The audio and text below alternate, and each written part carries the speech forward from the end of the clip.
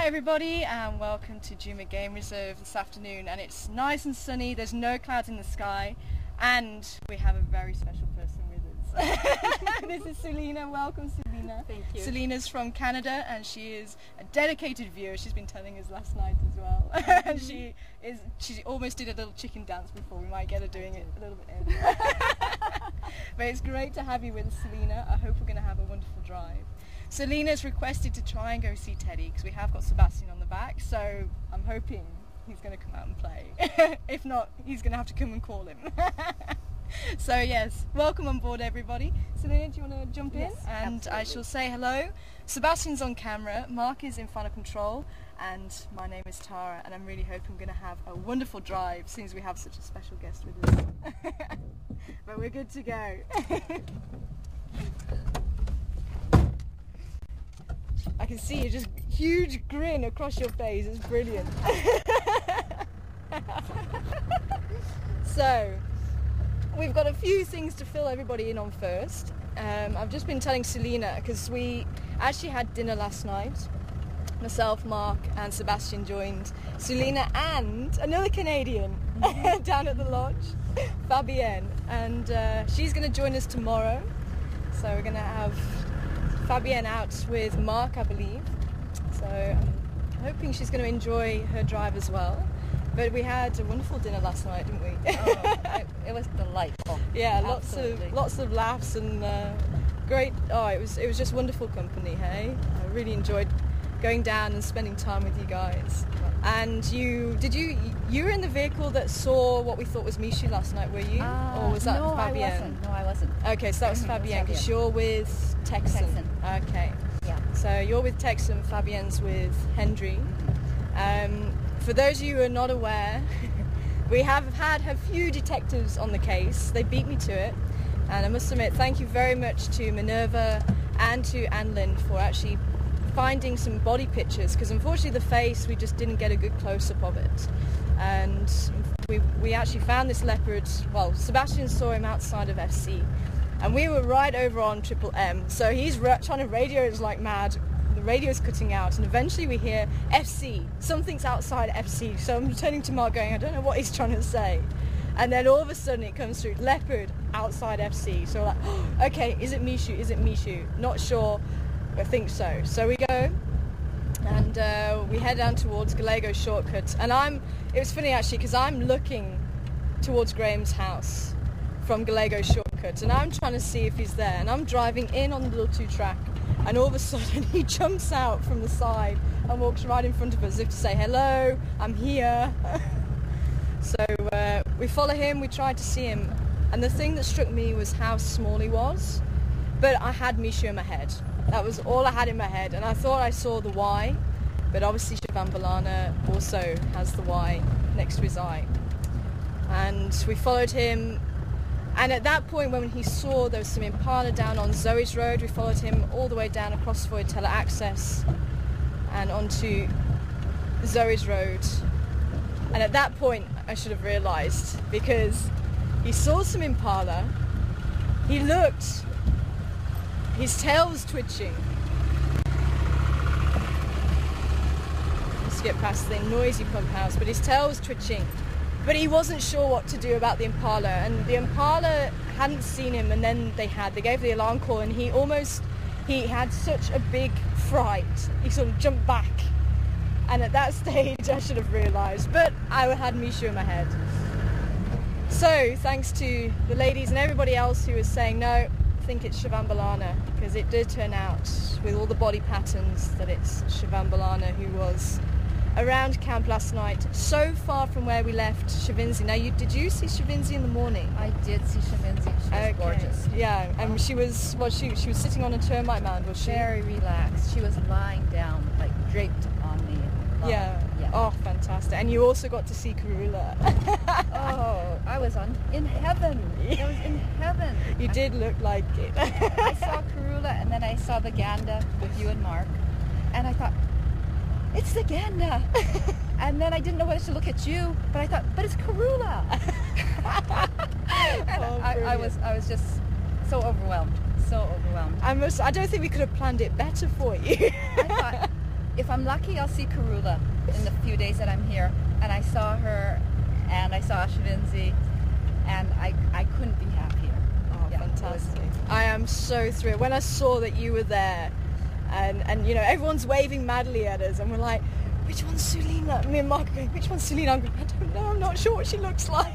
And everybody was waving as well. And there were some other viewers on board as well, Michael and Elka as well. So everybody was waving who was on board. But I'm just so happy that you got a chance to see Karula. But obviously when we pulled in as well, we just saw your faces beam. It was it was brilliant. It was amazing. And But this is the strangest thing. Shivambalana was by FC. Now you've travelled to where they were, and I'm hoping to maybe try and retrace our steps at some stage and actually show you the distance. He must have been about at least a K and a half from where Shavinzi and Karula were seen that morning. So for him to be on his own at this stage so far, that's why it didn't even enter into my head that he could have been Shivambalana. So definitely, I mean, they're coming up for a year old now, and already we're seeing a lot more independence from them than I think Mishu and Induna at that stage. Because you said that you started watching basically from when they were growing up. Right. Yeah. Before then. Yeah. So you've got to see Mishu and Induna growing up. So can you remember them actually splitting up as much as... I don't remember if it was archives that I looked at, or maybe I was looking at as it was happening, but it was amazing. Yeah. It was amazing. But where there was one, there was always the other sort of They were around. such good brothers. Yeah. They were such good brothers, and then they wouldn't share food. Yeah. You know, like overnight. Oh dear. Unfortunately, it's going to happen. We were just talking about leopard rivalry, and you know that there's very few places really that's going to be able to manage so many leopards, and at least there's a lot of prey here. And that can actually help to sustain a lot of predators, but it is going to get to that stage where there's not that much room anymore, and unfortunately we are getting to that point. And that brings me on to another update. Oh, but I forgot to say, Mishu, it was Mishu. People who've been looking at the pictures have confirmed the pictures from the guests at the lodge. It was Mishu around the lodge the other day. So he has been seen, and it has been confirmed that he's been seen. So I know everyone at home is going to be very happy about that. But one piece of sad information that Sebastian's actually just told me.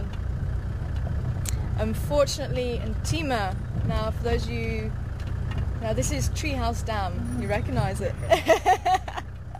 It looks different when you're in the Gundahay. Oh, it's absolutely because you're only seeing like a small proportion. But that's the mud wallows just down to the right there. Maybe if Seb can pan around, they're actually dry now, but that's where we often see the buffalo in the summer, and the elephants, rhinos, they all like to use that mud wallow. Oh, we've got a nice big white bird. I'll finish my story about Ntima just now, but are you able to get a big white bird there?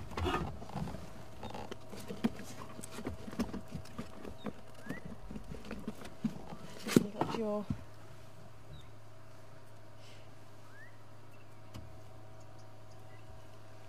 Okay, so one for you guys at home. Questions@juma.com. We're delaying the checklist, so you don't need to worry about checking this off just yet. Hopefully we'll get a good run for the checklist. But just to get you in the swing of things, what bird is it? Questions@juma.com. Do you know what it is? I do not know what it is. Okay. It has a very interesting bill. That's definitely one of the big giveaways. So you actually do know what it is? No, I don't. Really? It's a stork. Close. Close. A pelican. Not quite. But definitely the bill is the giveaway.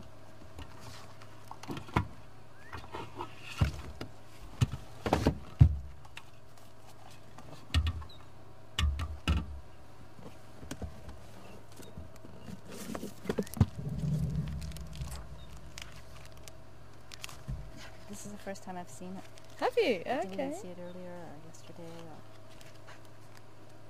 We saw quite a lot in Kruger, but you don't often get them here. What's this little guy? Okay. Spoon. Oh, gee. Yes, yes. So you Shall actually I tell did. them? You actually did. Well, let's wait for the answers to come in, Mm-hmm. and then I'll let you give the answer. Let's see. And it is an adult. Do you want to have a look? Oh.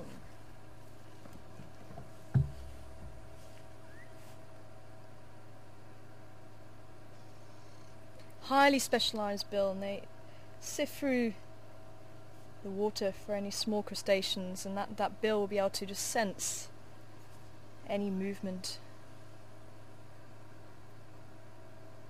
Nice reflection. It is, hey? Mm-hmm.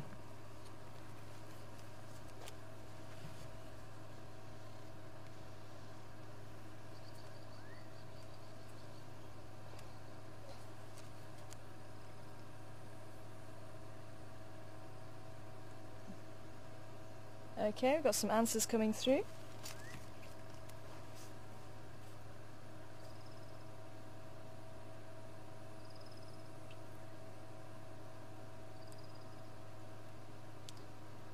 It's tucked its beak away.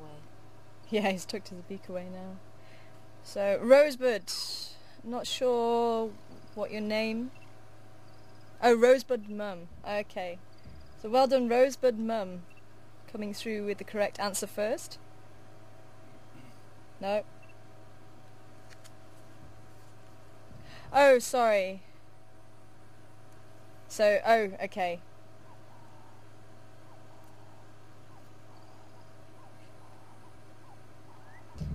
So, Mary, Roy, Vicky all came through with the correct answer. Vivian, Pierre, Heather, hey Mrs. B, Dia as well. Oh, Dia, not Pierre. I was thinking I've not heard Pierre before.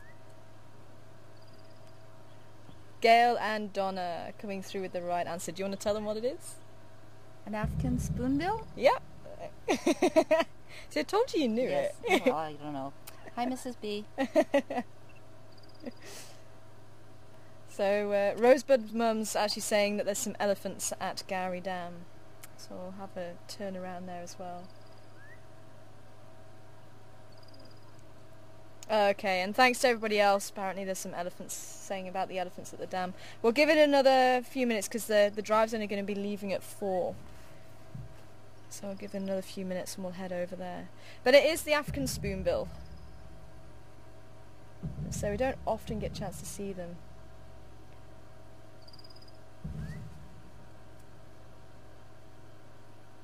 But otherwise, fairly quiet. I don't think there's a leopard around here, unfortunately. We're going to try and go through to the hyena den a little bit later on. I'm just going to let the air cool down a little bit and hopefully see if we can get some movement around there. Some interesting interaction there this morning. Okay.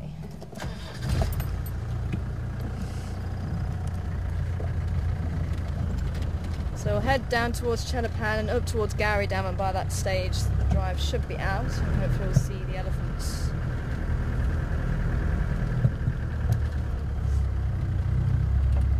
But I do want to check down the other side by Zoe's Road, Philemon's Cut Line, see if there's any sign of tracks from Karula.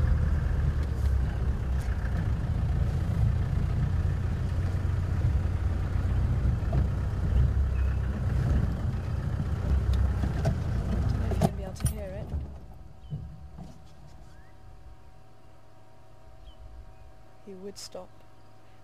Heard the greater honey guide calling, Victor, Victor.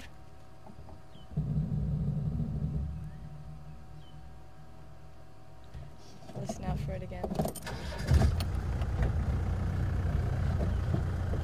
It's always helpful when animals say things. So what's been your, apart from Karula, what's been your best best sightings since you've been here at Voitella? Oh, there's been a lot of sightings. The lions. Oh, Lions yes. on the buffalo carcass. And that was, how many males was it from the Matimbas? 5 Matimbas. 5 Matimbas. And 1 female, but I don't know what the female is. We're pretty sure it's an Nkahuma female. Okay. Mm-hmm. I think she was quite young. Yeah. She was quite clever. Mm-hmm. She got up from where she was eating, walked away, so the male lion followed, and apparently they'd been mating earlier, Mhm. so he followed her. She went to the other side of the carcass, and she sat down, and he wasn't happy. He wanted to be there. So she grabbed onto it, and he kind of snarled at her and whacked her, and she kind of whacked him back. Really? Yeah, and she stayed where she was and got what she wanted. Awesome. Good on that girl. He wasn't happy. Yeah, I bet. But it gave us some vocalizing. Like, it was Oh. scary to hear it. I liked it. Yeah. You feel it right from within, Yes, hey? yes. There is something about when a lion roars. Wow. Mhm. Definitely. This wasn't even a roar, it was a snarl. But Uh-huh. it was definitely like the vibration. And Oh, I'm so glad you got to see that, Yes, hey? I was wow. But that was over in Buffelsug, so unfortunately we watched you guys drive off. You were really close and you couldn't go there. It Yeah. was really too bad. Yeah. Yeah. We saw Mvula. There was an impala up the tree, sort of hanging there with just some skin and bones and stuff. And he was big leopard. Oh, Yeah, Mvula. Mvula. Mhm. Yeah. I was so amazed at how much bigger looking he was in Karula. Yeah, Yeah. he is huge. Because now you've actually seen Crudy, you can appreciate when, the first time I saw her, I was like, wow, she's small. She is petite. She's She so is. petite. And she knows we adore her. Yeah. She knows that. she likes to pose, hey? She She did. does. She strikes a pose. She was so elegant. She just got up on the limb and then she looked down upon us again Mhm. because it was down on the termite mound too. Yeah. She definitely likes to be on high, hey? But it gave us really good opportunity to watch her because we were within 8 feet of her. Mm. I thought it was 15 feet because I thought I was exaggerating to myself. But then I asked the rangers there and said, no, she was right there. She could have just No, popped she down. was. She Yeah. was right there, definitely. But I thought it was my enthusiasm trying to exaggerate that she was that close, but she actually was. Oh, fantastic. So, So Mvula, yeah. yeah, the impala had little bits and remnants all over the ground, but no hyenas had come around yet. Okay, that's quite impressive. So he managed to have his kill and eat it. And lull underneath the tree. Oh, nice. Yeah, because you were asking me earlier about how big Karula is, and I think she's probably about a 40 kilo cat. Mhm. And Vula is probably double that. Mhm. I mean, he's massive. I mean, easily twice the size of her, Mhm. definitely. They all look so different. Chavinzi was still baby looking, still a little bit soft and like you want to touch her. Yeah. But definitely still has that look of mum, eh? Oh, so sweet, so sweet.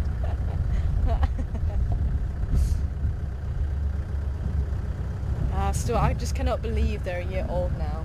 I still cannot believe it.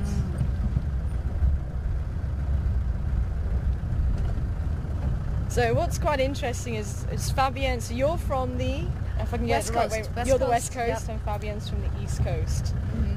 And you were saying it would take you how many hours to get from one side of the country to the other if you flew? Flying, I think 5.5 hours. Sure. That's amazing. In the UK, I think it's about half an hour. So once you're up, you're coming down No, again. Canada's a very big country. So I know like South Africa's big, but I can't even comprehend that sort of distance. I really can't. It might be 5 hours, but I think it's either 5 or 5.5. Sure. Okay. Just want to check this area because sometimes Chelapan, although now there's no water, it's probably not going to get as much activity. And we didn't have a lot of rain to really fill it up. I think all the rain that we've had so far is going to be absorbed into the ground, so it's going to be not, filling up the dams or the pans or even making the Milwati flow.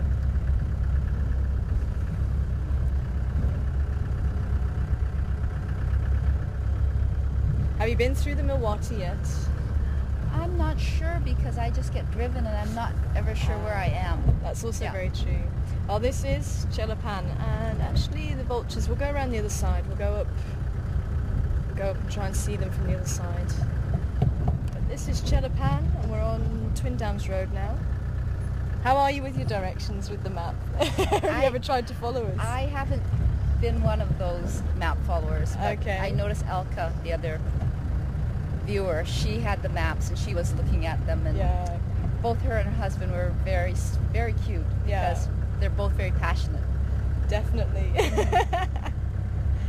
Because I actually had breakfast with them last time they were here, and she was asking about George the Warthog. Mm-hmm. So I'll give her updates about George the Warthog. Because she was the other person who was worried that he was Yes. eaten by Mvula. She told me that.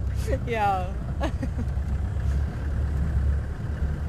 If anybody does have any questions, please feel free to let us know and send them through to questions@juma.com. And if you do want to ask anything to Suelina this afternoon, she has said that she will answer some questions. It just depends on what they are. If I know the answer. So yeah, hopefully we shall get to see some of the animals as well. So, okay, you've seen Karua and you've seen the family, and I'm sure you'd love to see them again. I would love that. I And as I also say, I'm gonna saw try. baby elephant. Yes, The she was baby saying the elephant. We baby saw it elephant again today. Oh, really? Yeah. Fantastic. Yesterday we saw it without any effort. We saw it from Vajatella, Mhm. and it was just down. I think Mhm. So you saw it down at the dam. down at the dam. Mhm. Yeah, and then today we saw it again. It's just tiny and so adorable. Yeah. It Trying is. very hard to keep up. We have an Yes. elephant.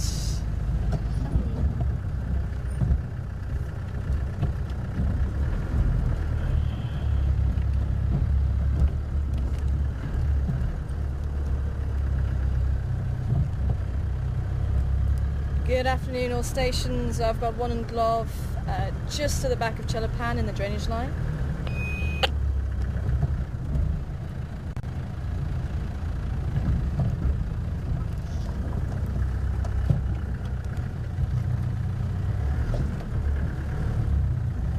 So we can smell him from here. I'm not going to get too close to this boy just yet.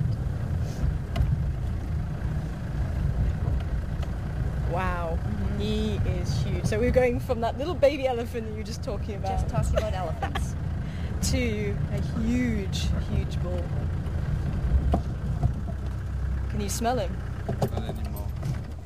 I can smell him around now. the corner over there. Yeah, I can smell him now. Is that him? That's him. Yeah, Yeah. I can smell him. Strong, hey? It's an unusual smell though, isn't it? Mm-hmm. Is there anything that it reminds you of? Because I always struggle to try and let people know what that smell is like. I can't describe it. Yeah, it's difficult, eh? He's not even paying any attention to us whatsoever.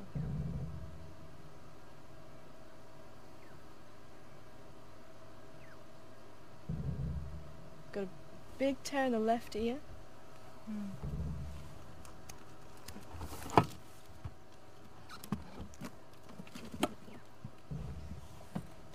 I bet that was magic for you to see that baby elephant, eh? It's tiny. We all marveled at how small it was. Yeah. Well, me and Mark, we were like little kids again. We're like, oh, look how tiny it is. When mean- did you see it born? Like, how old is it? We think that was possibly a day, if not two. Mm. At the most two. But it was still a little bit wobbly on its legs, so it might have just been a day. How many days ago? When we saw it, about a day. Okay, Mm. because it still doesn't have its legs yet. It's Yeah. still a little wobbly and Yeah. hanging on to mum. Yeah. Sure. So, I mean, at most, it probably today will be about three days, I Mhm. reckon. Well, it has to learn to keep up fast. Definitely. Okay, I'm just going to go a little bit closer. He seems to be alright. And just pull us into the shade a little bit as well.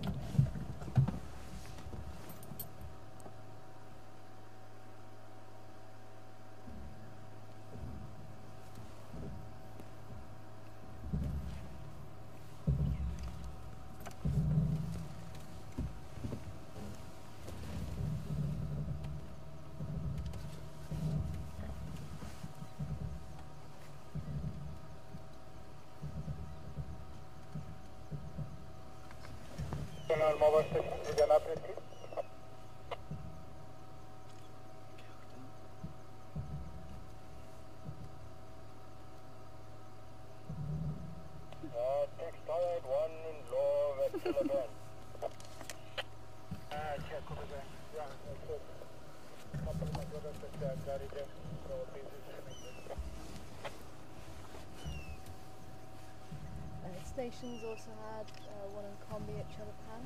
It looks like if I'm going west, I'm on the Dodo and Glove in the drainage line behind Chelapan.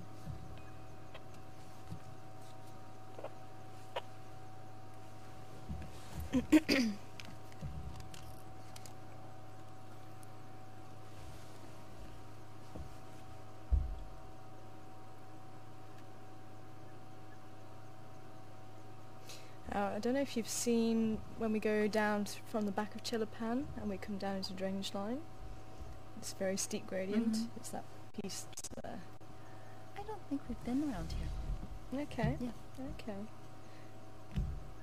It's usually quite a favourite spot for elephants, for the rhinos. Mhm. We've even had, I don't know if you were on board that day when we had Shivambalana with the hippo.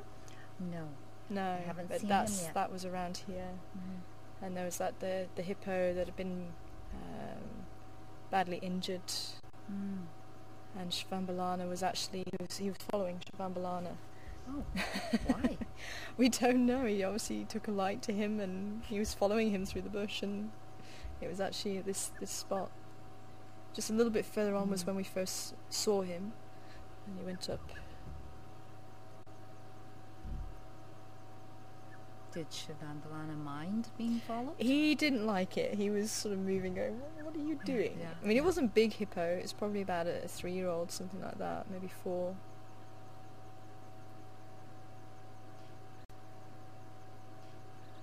We did get a bit of aggression from one elephant.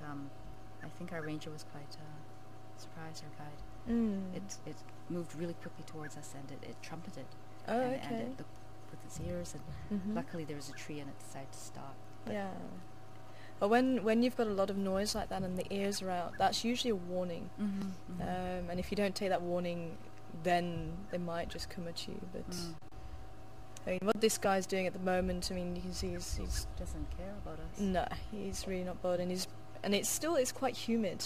Uh-huh. So with the ears flapping, he's going to just be forcing that air over their ears, and that's going to start to cool him down a little bit. It's very big. He's huge, hey? Yeah, very big. I mean, those legs are probably about as tall as me. It's true.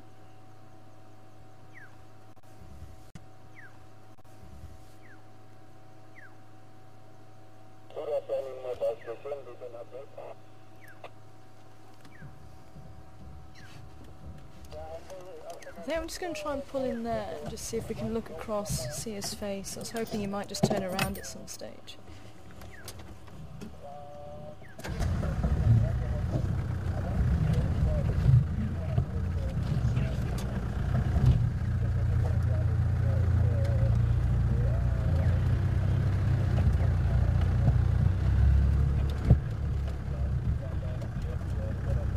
There you go. Can you see over the bush there? Yes.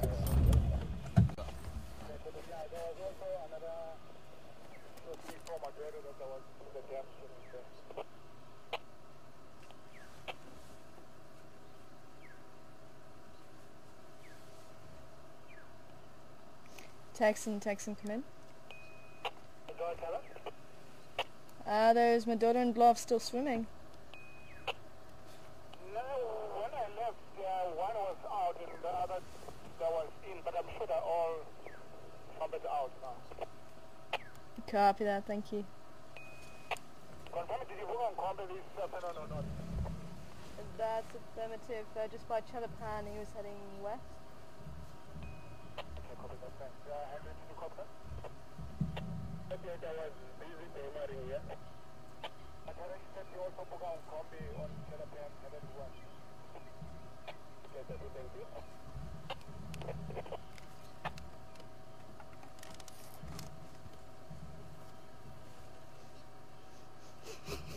Sure.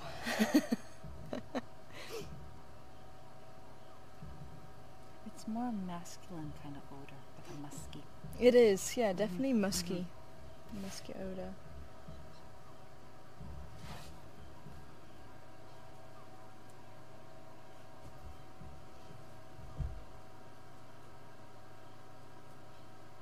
Now he could be communicating. Apparently there's a couple of bulls at Gary Dam. Texan said that they're out now. They're out of the dam now.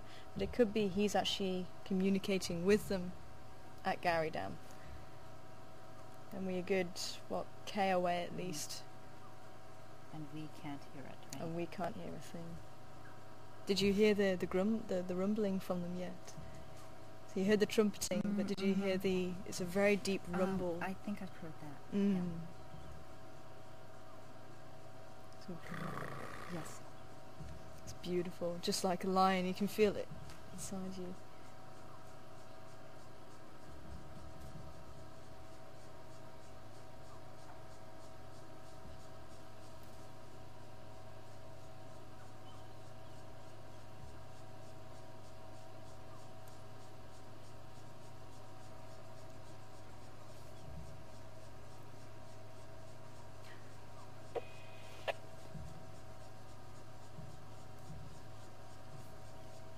Oh, fantastic. Oh, you've got an email that just came in from your husband and your kids. And it says, it's wonderful to see you beaming. Oh, they can see me? Yeah, they can see you. Would you like Mark to read you the email? Mark, would you like... would you like to read it to me? Okay, have we got the radio? Yeah, let me give you that radio and you can listen to it. I need to do it on 4.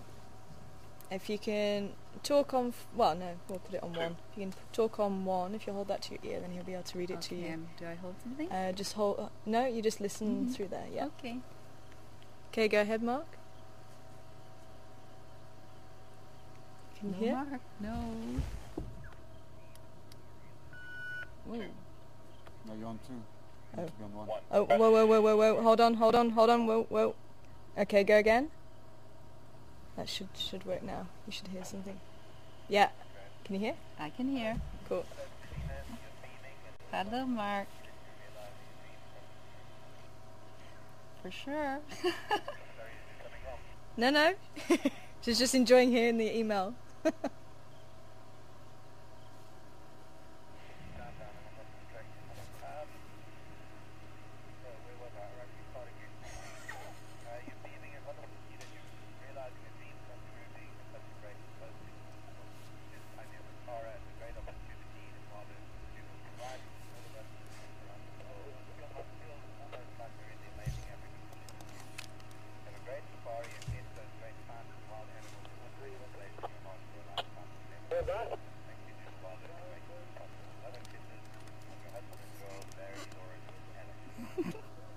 Thank you.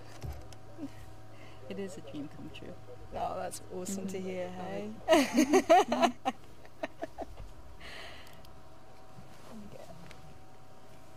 And definitely thank them for sending the email through. Wow, it's beautiful. Yeah.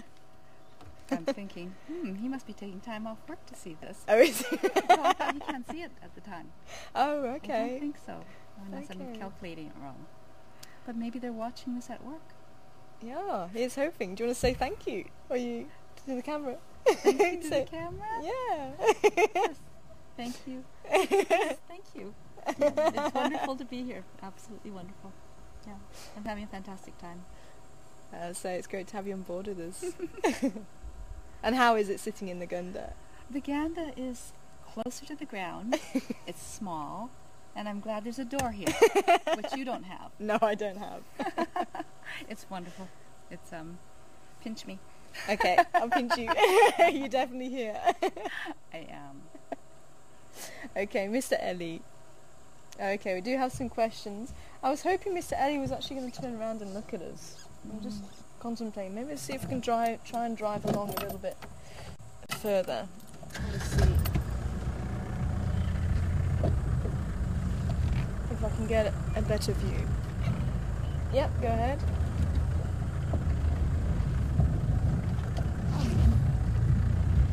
Hi, Dr. Rita. Good afternoon to you. Welcome on board. Wondering what trees are by the elephant. There's a couple of acacia trees. I'm going to see there's a couple of jackalberries. Let's see what he's actually eating.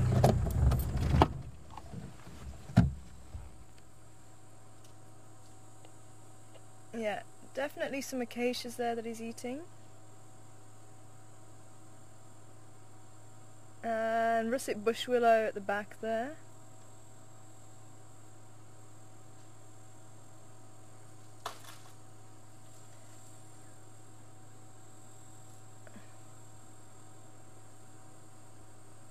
And what are you going for there?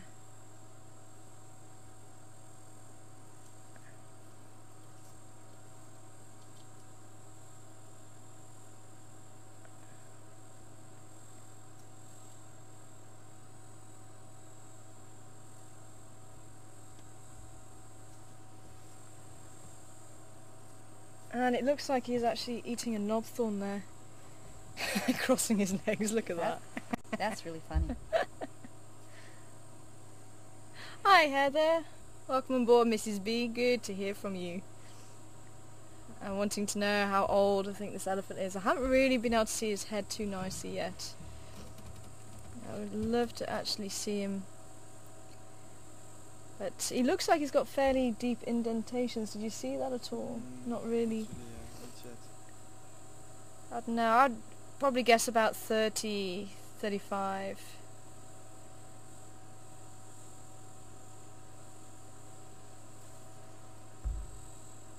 Yeah, I was getting there. Between 30 and 40. Mark's saying well over 40. So I thought maybe about 35, 40. But Mark's saying a little bit over 40.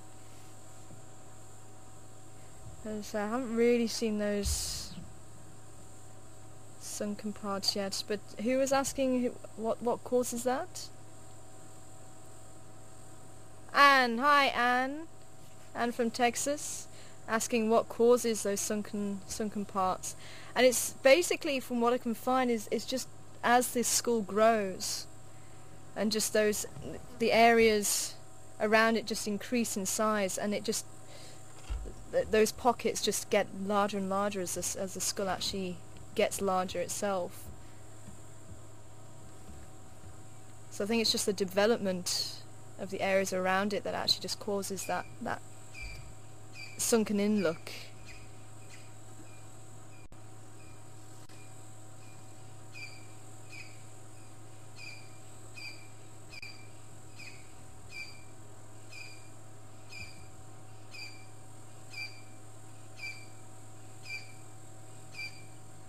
Yeah, he is quite a tall Ellie though, and those tufts, actually I'm seeing his tufts quite nice. They're actually longer than what they looked when we were a bit further back. Probably about a metre or so that you can actually see.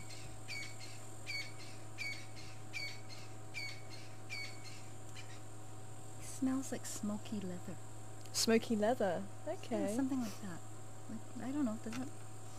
I don't think I've ever smelled smoky No, leather. well, I don't think I've smelled it either, Yeah. but So that combination could be, yeah. Let's say my nose is broken anyway. So I'm sure I smell things differently to other people. The Franklins are calling. Loud. Very loud, hey?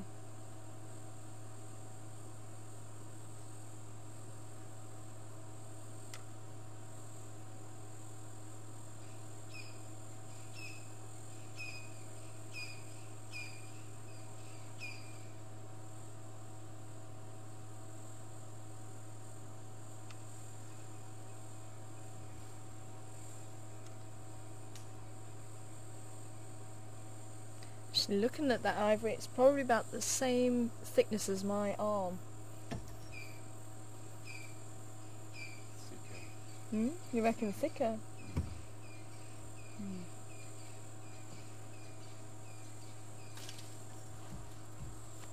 The top of my arm. Sorry? The top of my arm. The top of your arm, maybe. Yeah. I think probably about, yeah.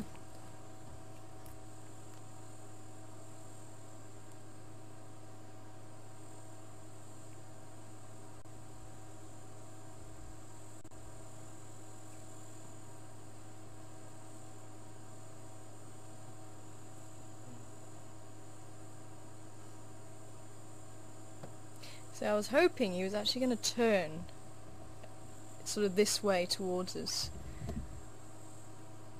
We'll have a perfect view of him, but he doesn't want to seem to want to cooperate. I'm going to go that way. Okay.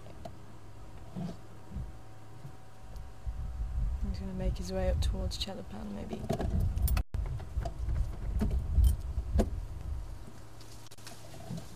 Nope, he's going to try and push over the tree. Yeah,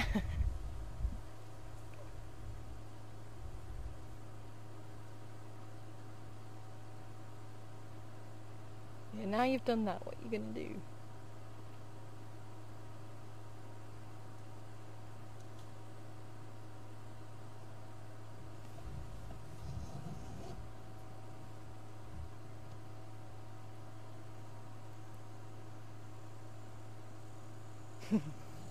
I think he's a little bit camera shy. Shall we move on and see what else we can go and find?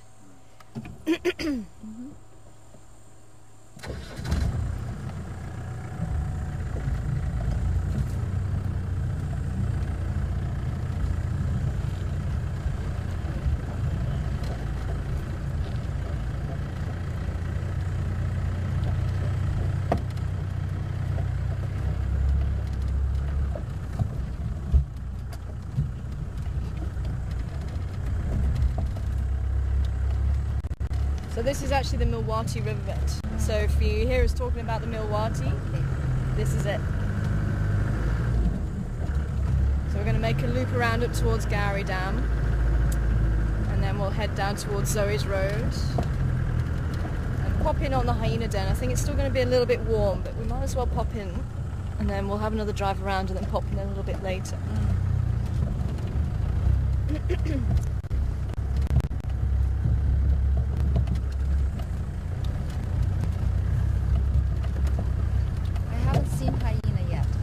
Okay. And anything else that you haven't seen that you'd really like to try and see? We've seen so much. We've seen so much, but we haven't seen. And you've only been here, what? How many drives have you been on? 3? I've been here 2 nights. 2 nights. So, I don't know. Yeah. Lose track of time. It happens in the bush, hey? Just let everyone know I'm leaving this Ellie Bull behind. Station's leaving Wamadodder and Love in the drainage line behind Chelapan, open lock.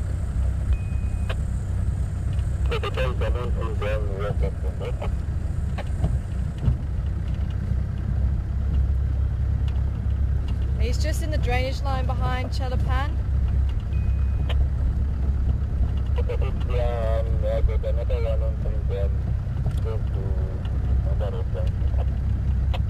Okay, copy.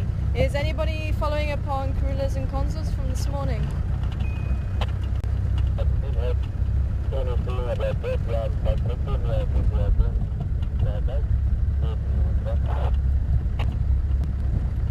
Okay, copy, thanks. Texan, come in.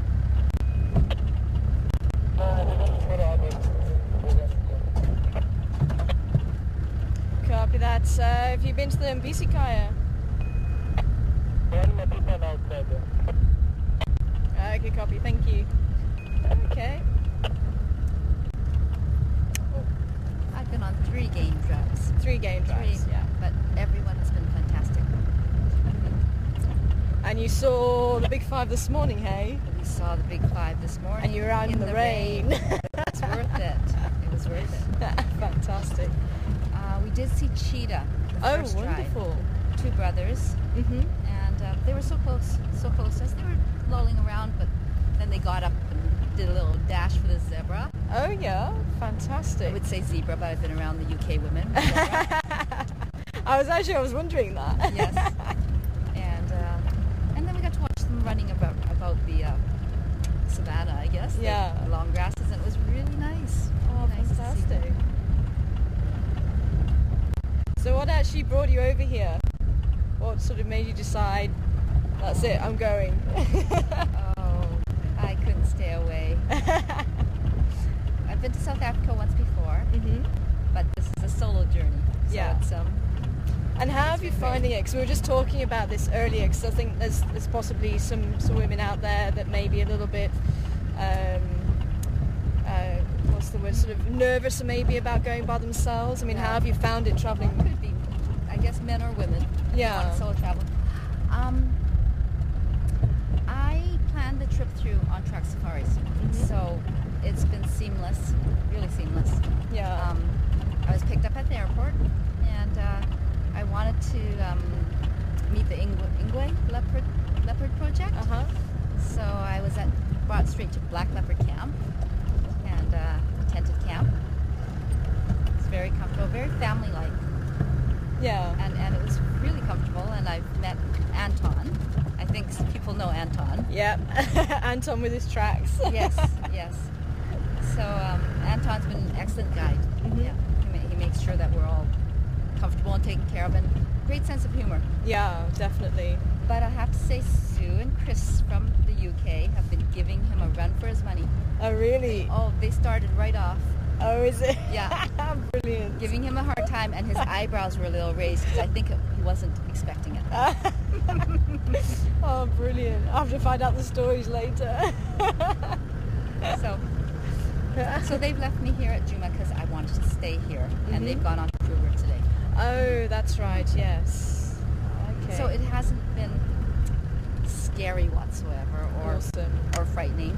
But next week I'll be sleeping outside in a sleeping bag, so that might be a little more different. Yes. Right now I'm enjoying the very, very comfortable bed. Yeah, I bet. Mm-hmm. But as I was saying, definitely the sleeping out, or if you have chance to do it, it is one of the best things to do. Mhm. Definitely. And it's one of those, whether you sleep or not, it's just being there underneath the African stars around a campfire and listening to the sounds of the bush. I mean, there is just something about it it's amazing. It really is. So that's going to be with the Leopard Project, hey? Yes, I'll be following them around and checking the monitor cameras Yeah. and hopefully getting some nice pictures. We'll be checking on the rock python, which we have seen, Yeah. and we see she's got eggs, so I think she's going to have to be on them, 60 days or more? So yeah, I think it's around that, yeah, that they'll hatch out. Yeah. So I think Anton's quite happy about that. Oh, I bet. I bet he's ecstatic. Well, to find the eggs, he poked at it first because he wasn't sure what they were, and then he thought, oh my gosh, she's got eggs. Yeah. It's amazing because they're so protective as well, so she must have just been a little way away. Her tail was already in the, do you call it a den? Yeah, but did she It use was a hole. It was a yeah. hole she went in, Mm-hmm. and she's about 4 meters long. Yeah. Yeah. So Nice I think he size. didn't think that she would come out Yeah. quickly enough unless there was another hole that he didn't know about. Oh, okay. Oh, fantastic.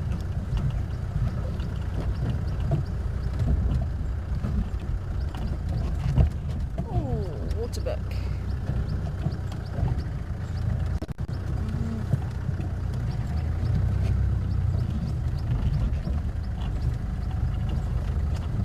So how's your identification of the antelope going?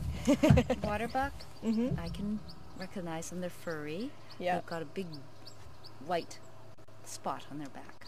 on their Yeah, phone. it definitely helps. And it looks like they've been sitting on a toilet seat. Yeah, before it was dry with wet paint.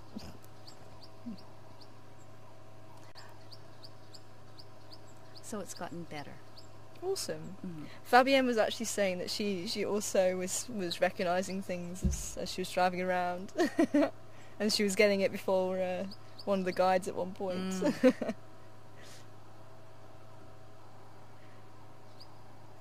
But you can't go wrong if you just say, oh, it's an antelope.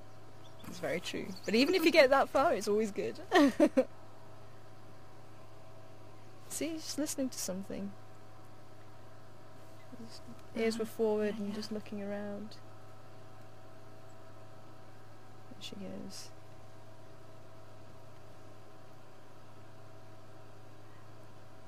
Gone. I hear a sunbird. There he is. You see right at the top of the tree. I see him. I see it. I've been using this as my binoculars. Oh, okay. It actually works. Okay, bird for you to ID. I've already told you a sunbird, but which one? Questions@juma.com. Subject line, your name, and what sunbird it is.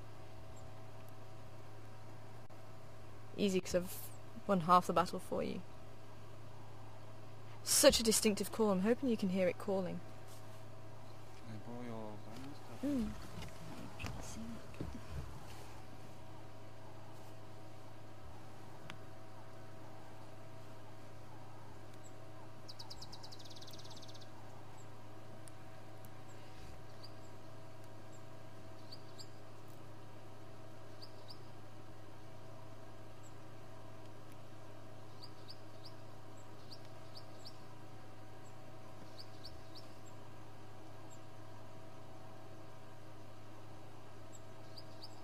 Can hear another one call.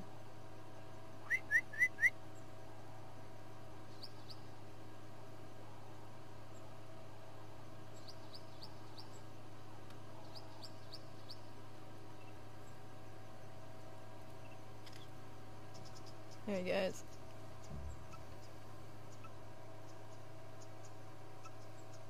Such a beautiful call. It's so distinctive. There you go. Oh wow. No color or anything. Yeah, considering it was what would you say? That's about, what, 30, 40 meters? It's Yeah, really good 40 zoom on meters, it, yeah. but then I can bring it in. I'm impressed to see your little camera. Which make is it? It's a FZ100. Oh, Yeah, Panasonic. Okay. I'm impressed with that. Oh, cheers.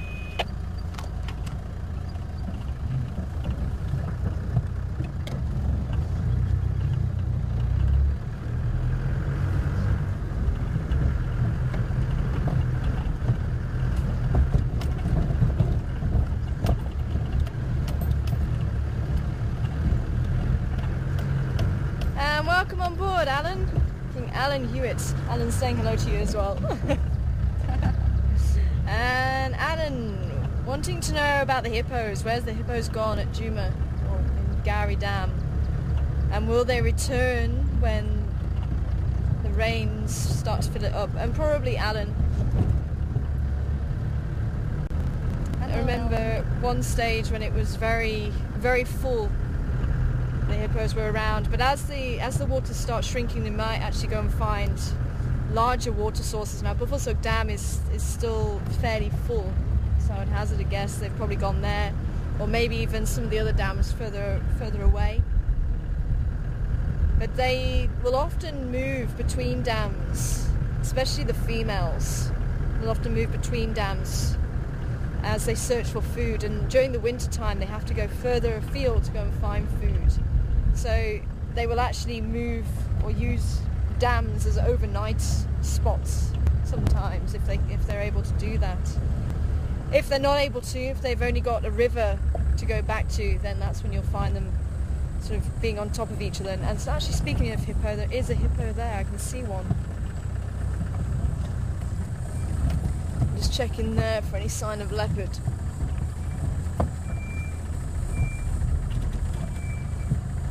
Because this is the part of Gowrie Dam you don't really get a chance to see. And this is the spillway just here.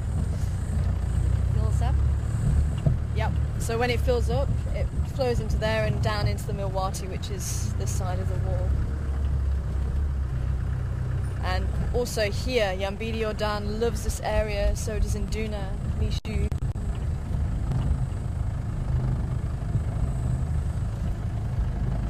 Oh, there's a reptile sitting there. I did see a hippo.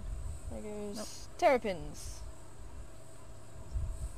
Wow, I can see the algae forming. There's the hippo.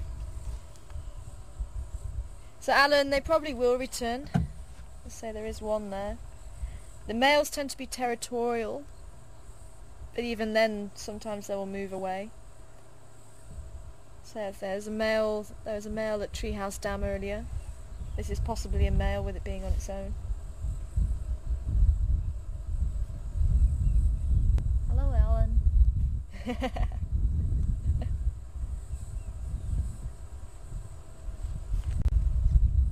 Gone.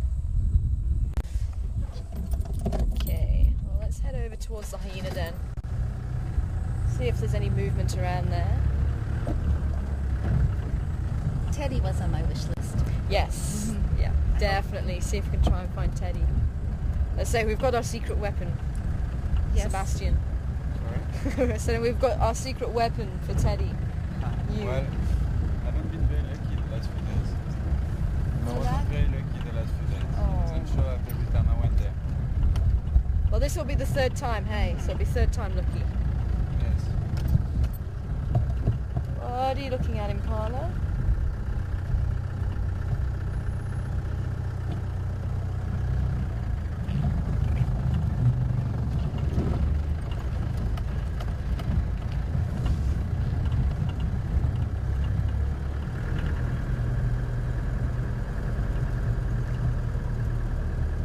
Squirrel as well. Yeah, they were looking at something in there.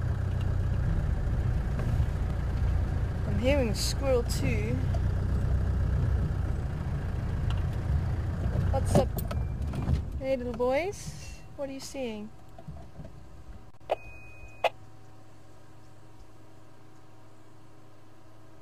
And where's the rest of your herd?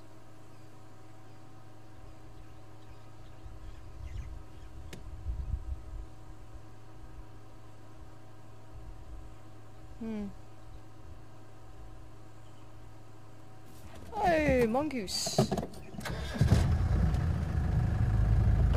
Foraging just beyond the log. There's a fallen down log there, can you see? I see it, yes. There's two there. Two dwarf mongoose foraging. I like mongoose.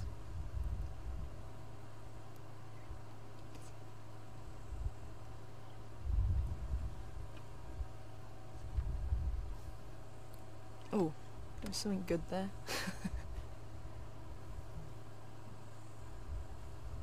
Maybe it was that movement that they heard. Because with them being young boys as well, oh, there's one a little bit closer to us.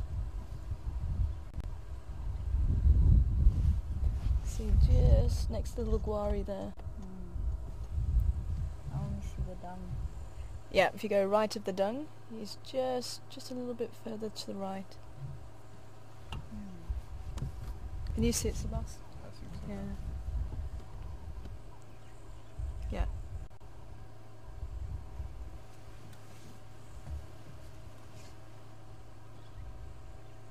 Oh yes, bird answer. Mike Moss, Roy, Eleanor, Donna. Good to hear from you, and correct answer.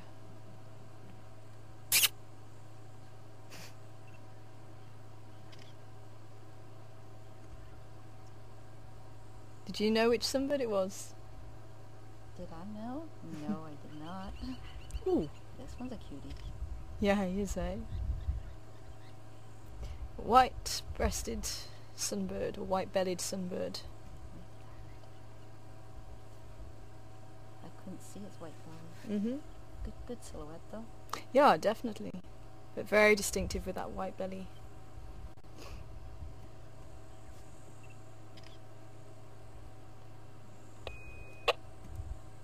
definitely the call. I don't know if you guys heard it back home, but it's a very distinctive call. Oh, there's some more right out in front of us now. Mongoose? Yeah. All right out in front. It's amazing, they actually kind of forget that you're here and they just carry on with what they're doing. They start getting closer and closer.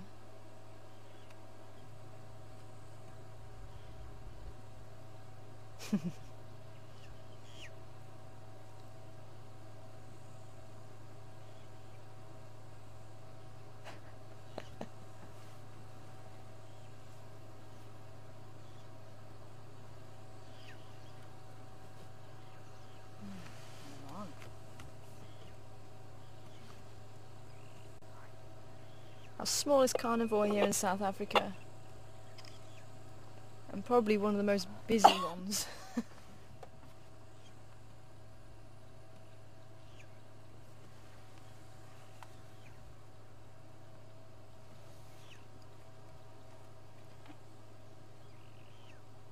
The shrews are...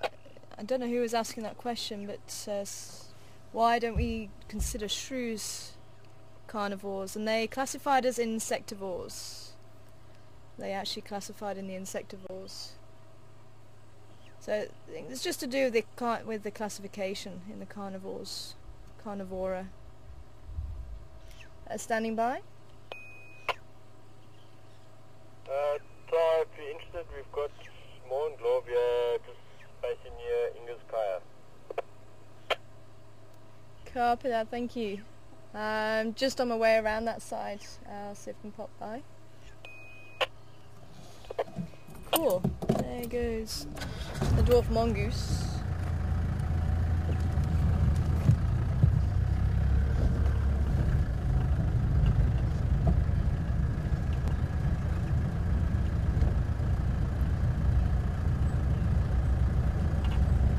I really did want to see Karula. When you asked what drew me as far as the animals go. Yeah. And I thought if I can't see Karula, Shavenzi would do, or Induna. But to see all three. Shivambalana would do too, but I thought he's so shy I won't see him. Yeah. Oh, nice. Right? You know which mongoose that was? There's a black tip on the end. Black tip. Black tip tail. Slender mongoose. Good eyes. Slender mongoose. And they will actually hunt dwarf mongoose. Yeah, it looked large. They're about twice the size.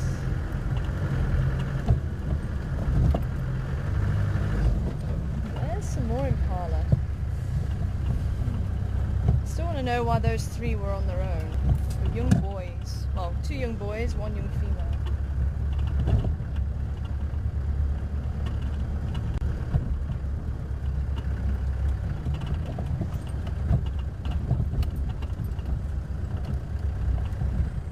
Good afternoon, impala.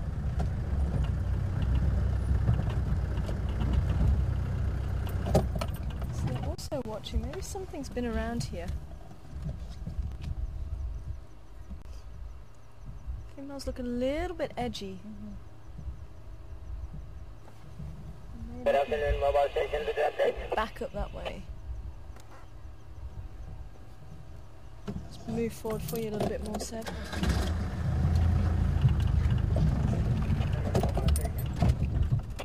Good afternoon, yes, I said that my brother built somewhere on Inga's Kaya, and will I see that they set it up after the problem?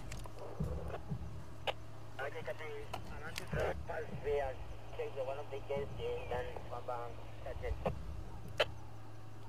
Okay, cool. Papa, what?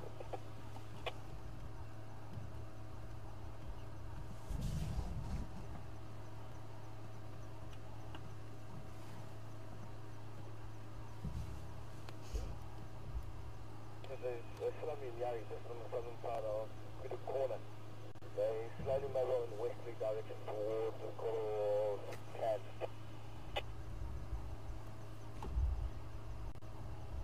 I mean, that confirms that it's coming out. Yeah, it's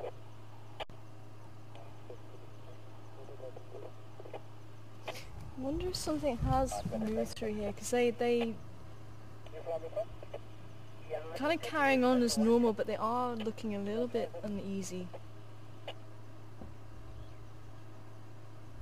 Maybe they've picked up a scent, or maybe a sound.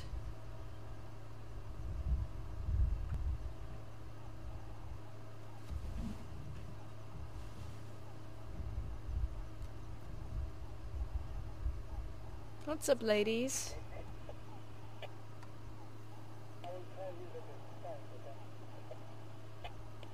They keep looking back that way. Maybe we need to do another lap this side.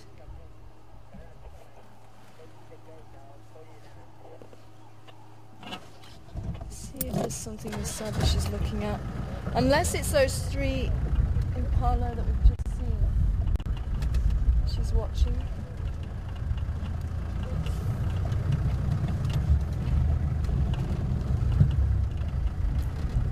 Let's check in these trees. She's kind of looking straight into the bush here, unless she's hearing the elephants, but I don't think she'd pay as much attention to that.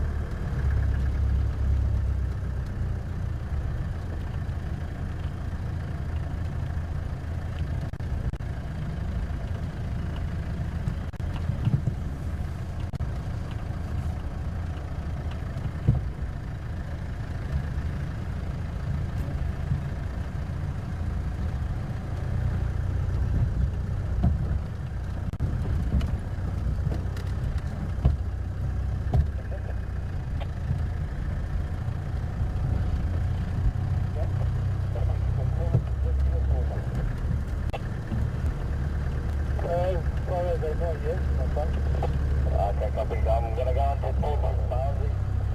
Just take the boundary for this, and then I'm gonna cut in the west to see if I can get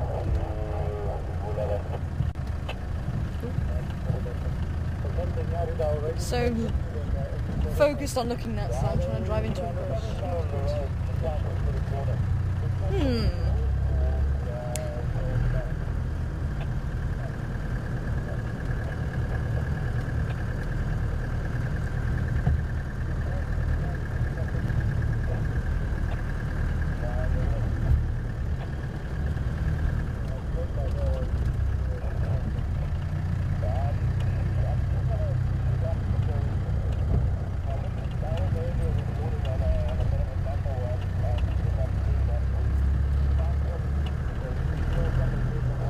I think we might need to come and check back here in a little while.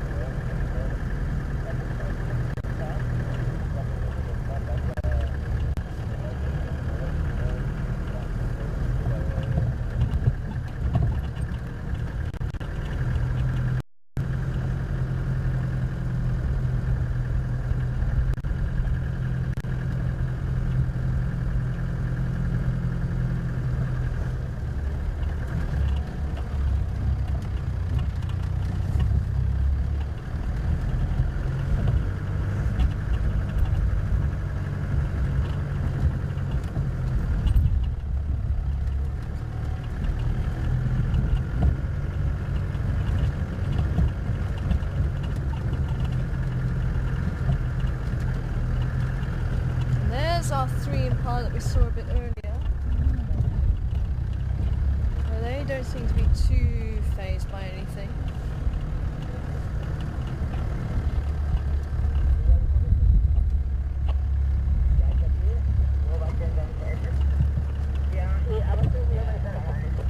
Where's the rest of them?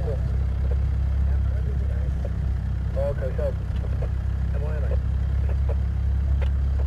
Now what are you boys looking at? See, I think these guys are a little bit more edgy because they're away from the rest of the herd, so they're on their own, and they lack the experience of the adults.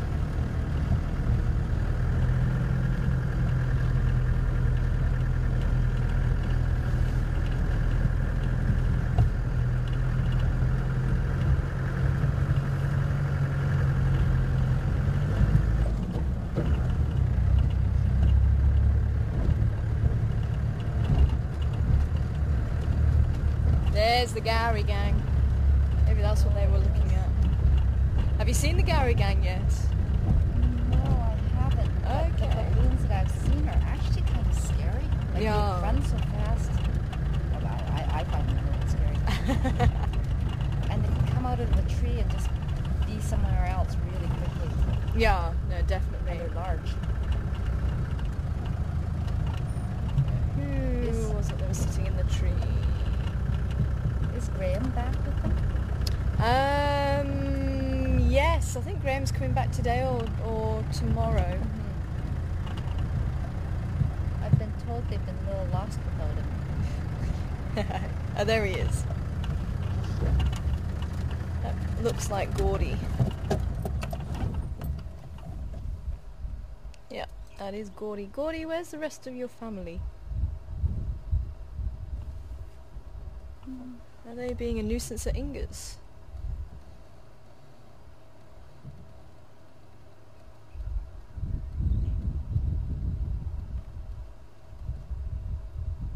Ah, I see them. Just a little bit further down the way from where he is.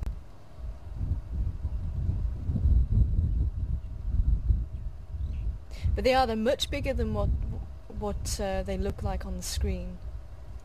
Especially this boy, as I say, he was standing on a fence one day looking down at me and I was like, whoa, you're not as big as Tank Man, but you are big.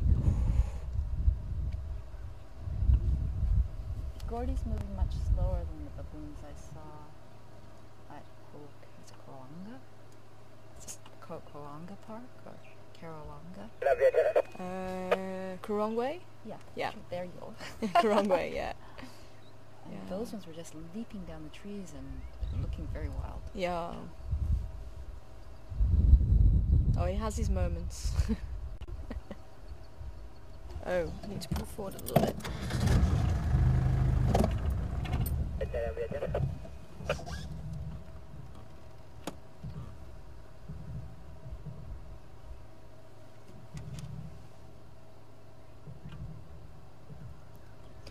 There were apparently some elephants around here too.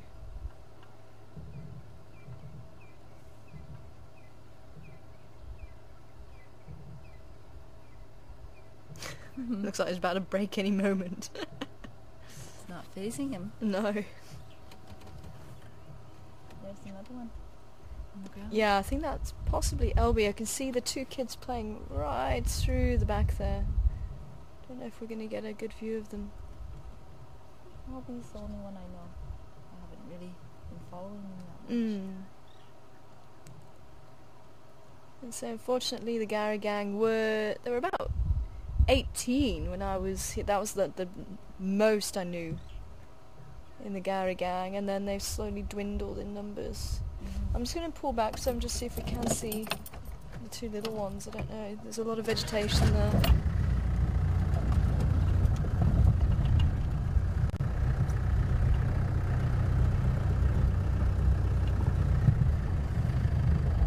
There's a little two-track here, let's see if we can go in.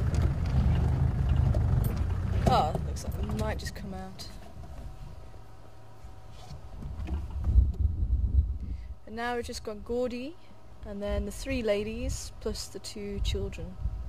But Elby might be pregnant again, because she was mating with Gordy, so I think maybe give it another 3 or 4 months. Maybe 5 months actually. I don't remember when she was seen mating. I think it was about a month and a half ago. So they really have dwindled. Yeah. Yeah, you can just about see the kids in the back.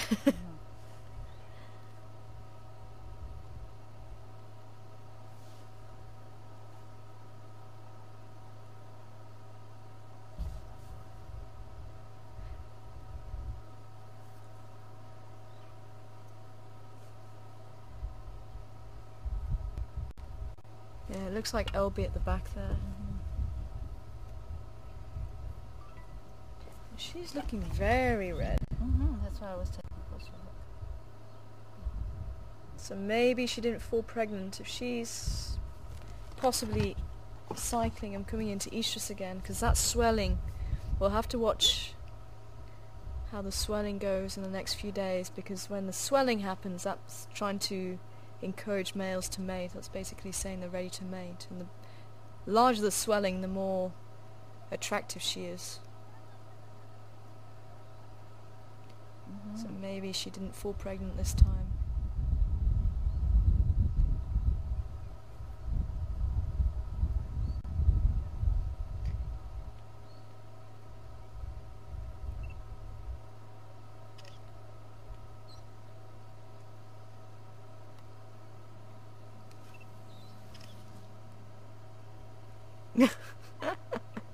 And little Genesis and Evelyn.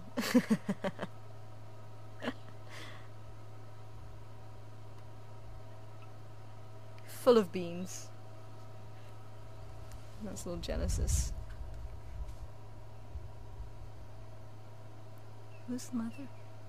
Genesis' mother is Shirley, and Evelyn's is Mrs. P, Mrs. Psycho. Yeah, Graham was always not really 100% sure about her to begin with. He said that she gave him a look, a very funny looking. There's the mums. Shirley in the front, and Mrs. P behind. Okay.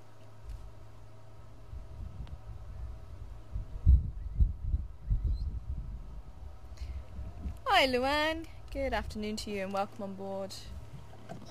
Wanting to know, will Shirley always remember Genesis as her baby? And yes, she will.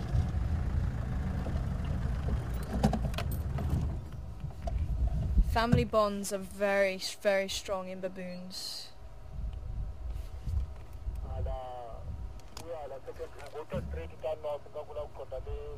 And they've actually found, now I'm not sure exactly all the ins and outs, but there was research done using mice. And apparently the mice were able to distinguish between the scent of different baboons. And going on from that research, they actually found that baboons also, they can tell the difference between the scent of each other. So I think we're going to let the Gowrie gang go. They're heading off into the bush.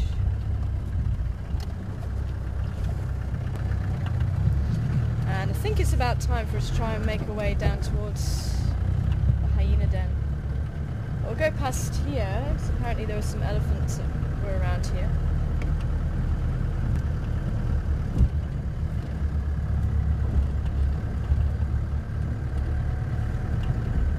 The lighting's so nice right now. And for those people who are tuning in a little bit late, got home from work and wondered who is sitting next to me, we have Suelina here from Canada, on the western coast of Canada, joining us, staying over at Voyatella. She's already met the Queen. Yes. And she definitely gave you a royal visit, didn't she? Oh, it was wonderful. And also Shavinzi as well. So we're going to head down towards the hyena den and see if Teddy will grace us with his presence, or her presence. The elephants must have moved on. Down here somewhere. But it's just starting to cool off a little bit, so let's see if we have any luck.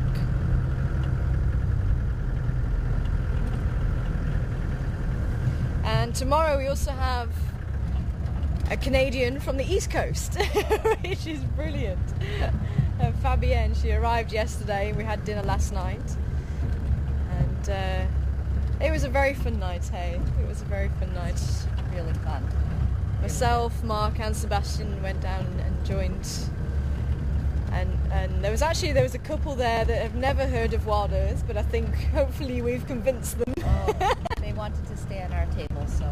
Yeah, they were interested in hearing all the stories. So hopefully we've got another couple of viewers on board.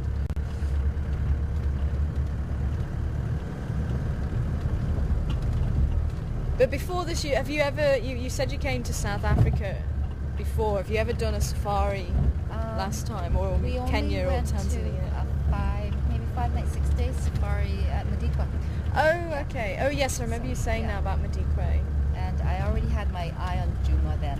Uh-huh. And then when I went home and I looked online and eventually discovered there was Wild Earth TV, it was like I got hooked. Okay. I got addicted, and it was just such a draw. It was like, oh, if I could, I would go there. So I'm here. Fantastic. And it's been great, absolutely great. So, Definitely. Well, as I say, I don't think you stop smiling. so if anyone's thinking about it, oh, do it. Yeah. Yeah, I'm so happy. Oh, brilliant. And obviously with the on-track safaris with Anton, I mean, he basically goes with you every step of the way as well, doesn't he? He has. He's left me for now because I'm in good hands. Yeah. But this is the luxury end of the safari, and next week I'll be in my sleeping bag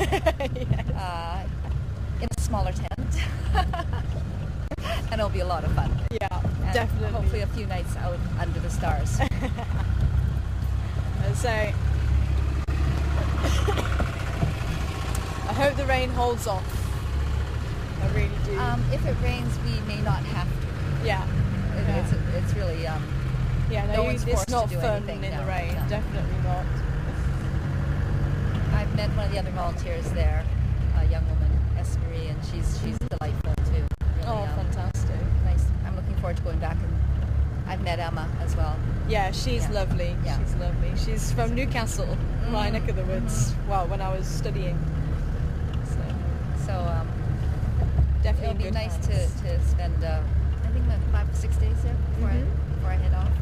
Oh, fantastic. So you've been, or you've got two weeks or 3 weeks? All Give or told, it'll take. be just under 3 weeks in terms of leaving Canada and coming. But then a lot of that's travel time. Oh yeah, you were saying, wow. And I think 10 hours flight back to the UK is bad. How many hours in total? To get here, it was about 26 hours because there was a layover. Wow. But it's going to be a little faster going home through Frankfurt. Okay. Frankfurt and Calgary, and then home. So 2 stops, but faster. Yeah. Okay.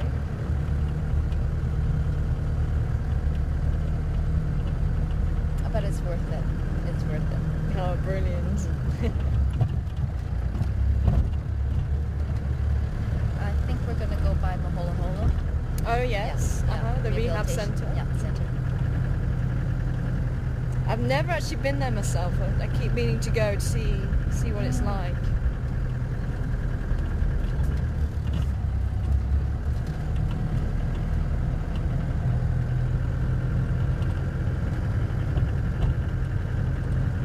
Okay, I'm just trekking down Finneman's Cut Climb, and around here, Karula's tracks are supposed to have been heading down this way, so I'm just driving along here just to see if anything's going to pop up. Got the man Impala here. All looking fairly relaxed, actually. Playing. Oh, nice. Playing or fighting? Fighting. Fighting. Yeah. Displaying to each other.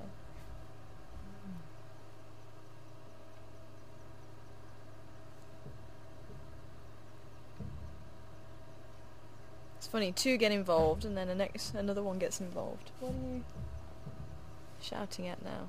Is that an alarm call? Yeah, that snort. That's the alarm call. Okay.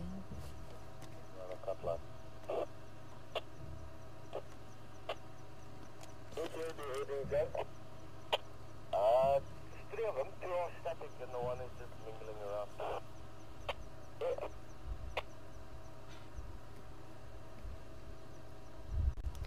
Jog, come in. Very well. Sorry, what was that log? 3 in Cornbury, Central, around a couple Okay, copy, thanks. I don't think it's anything in particular. I think one thought he saw something, the others picked up their call, but you see now he's looking in the opposite direction.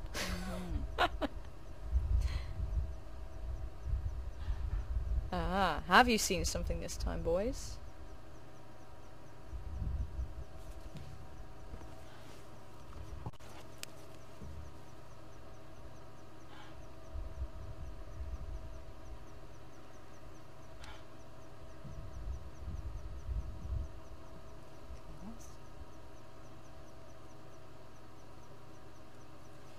see the other boys, the other males beside us aren't looking at all, so I don't know.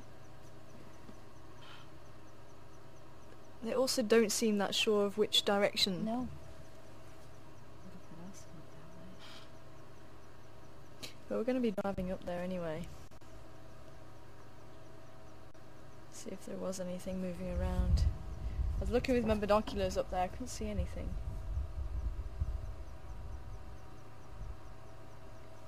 But these males are displaying to each other. Strutting around each other and... Got nice horns. Yeah, definitely. Some beautiful big males. Males using his scent gland in between his eyes. Just marking that bush there.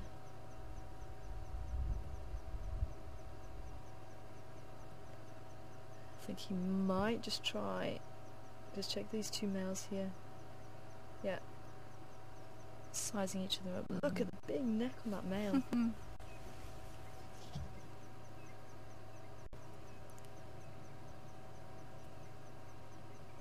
That is a beautiful ram. Wow. And he knows it.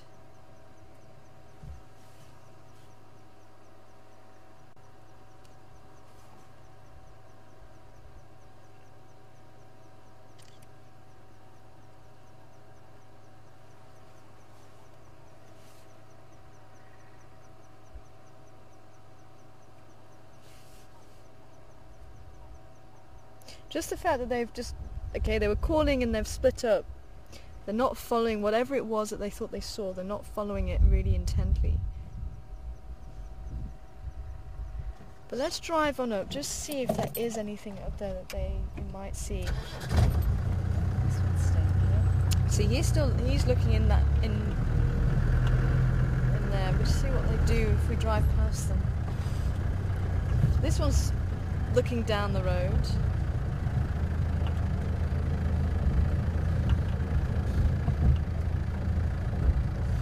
Chasing each other.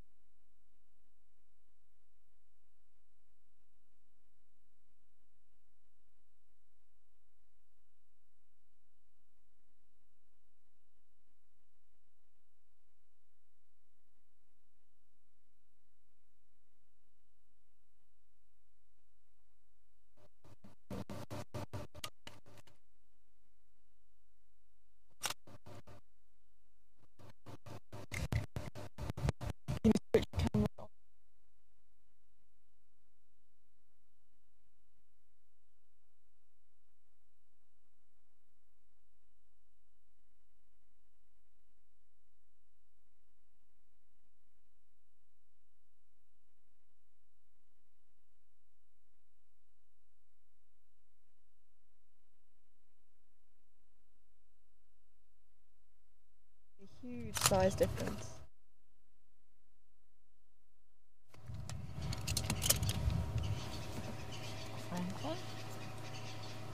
Welcome back, everybody.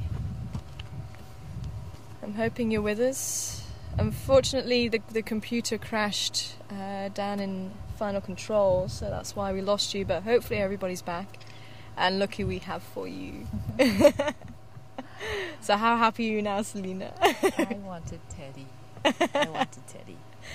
And it's actually quite interesting because you were saying you didn't like hyenas, did you? I did not like them. And I'm sure there's a lot of people out there who are the same as you, actually. But how can you not like these little ones, hey? Oh, The mummies, they're just great. Family hyenas.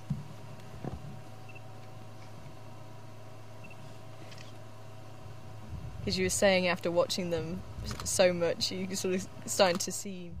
Well, They're not what people say they are. No. And Seb really likes them, so taught me to appreciate them. And there's Teddy. He's grown. I can't believe how much he's grown. It's still sweet little look at their face.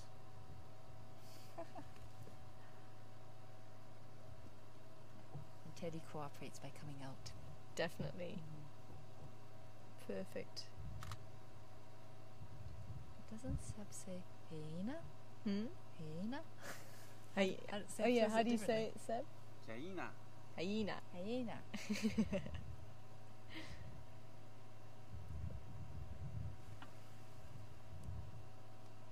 See, still quite dark compared to the others, but you can start to see the spots.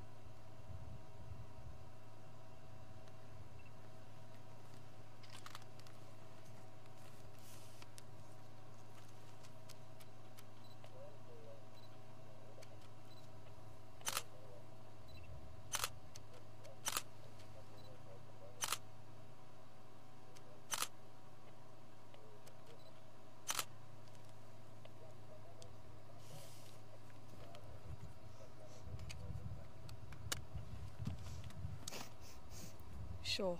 Was that you? Yes, I'm talking to you.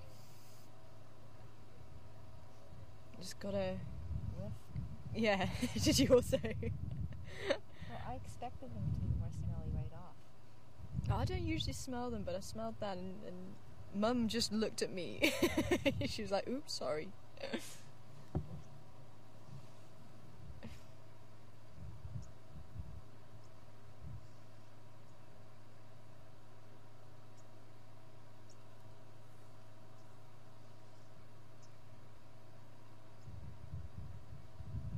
Very sleepy. I say if I was a hyena, I'd be out enjoying the afternoon sun, snoozing, and there's a beautiful breeze now. This temperature is just perfect.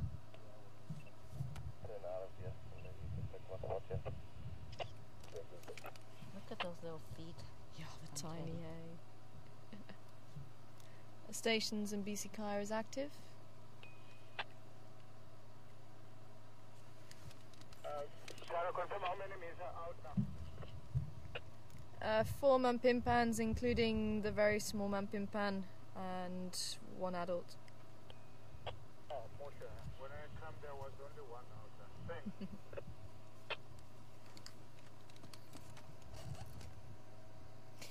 Yeah, Texan was just saying when he was there, they only saw 1.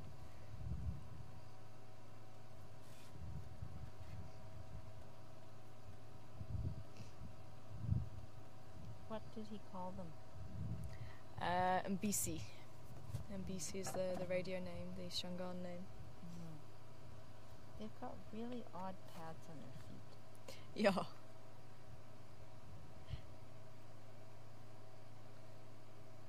Actually, you can see almost like the half moon-shaped toes there.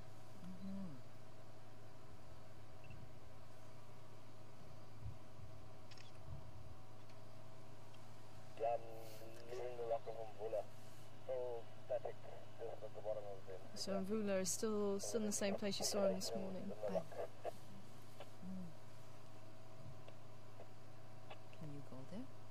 Unfortunately, I'd love to, but it's out of our traversing area.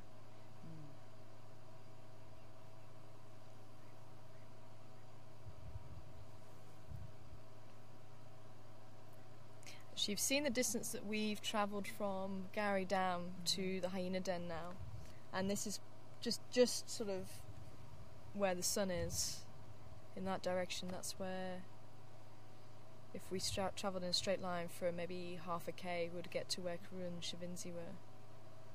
Just sort of give you an idea of the distance. Teddy's the most active. Yeah, it always seems to be. It's a character.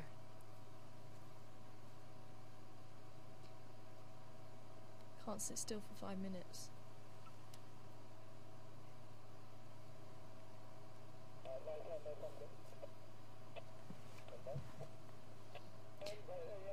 But what was quite interesting this morning, there was, who I think was Teddy's mum here this morning with the scar on her back, and another hyena who had a white mark on his head, a scar or something. And that hyena kept coming towards the den. She kept chasing it off. And she didn't want this hyena anywhere near. I don't know if it was a clan member or maybe a male. That could have been it, or it could even be a completely different hyena from a different clan altogether. Although I wouldn't have thought she would have been as lenient towards a completely different clan member, because she was lying in the entrance of the den where Teddy is now, and the other hyena was about where we are now, and he started walking up towards the hole, and she got up and chased him.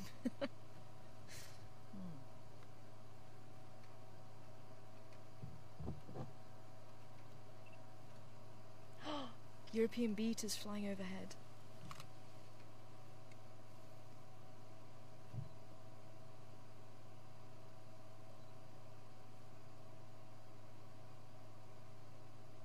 How often do they have to hunt?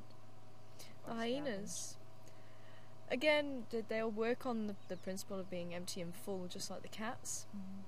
So they won't have to eat every night.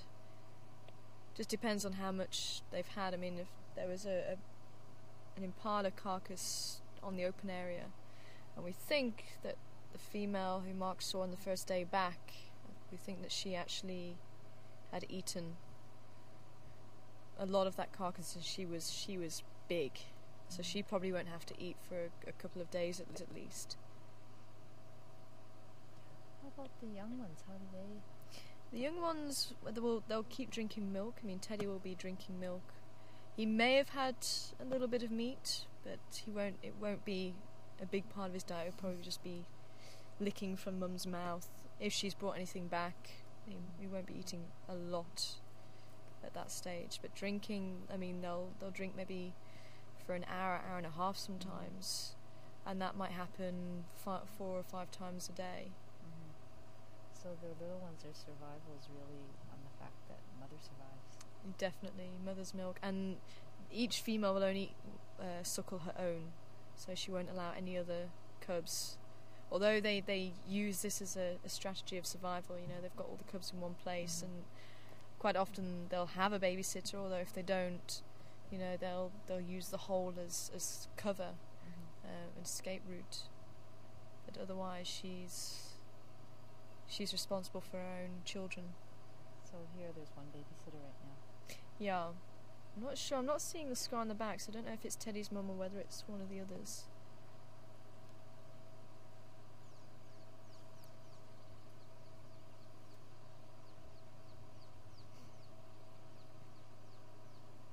It doesn't stay still. No, it doesn't. You're looking for trouble. It's like, play with me. Wake up, wake up.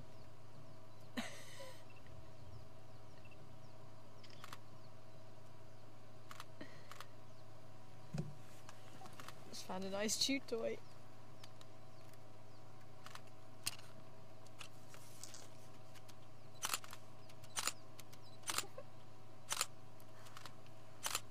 Leave me alone, right?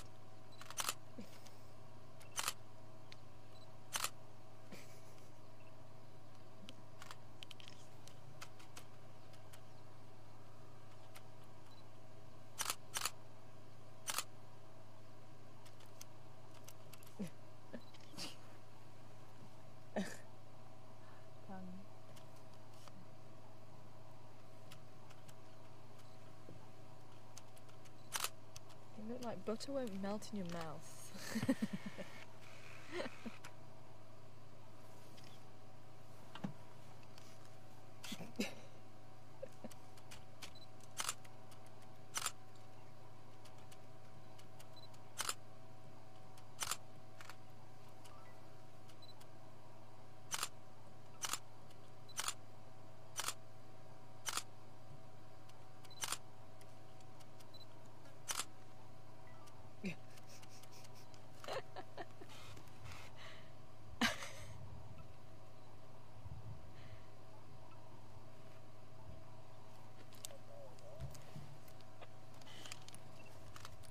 standing by.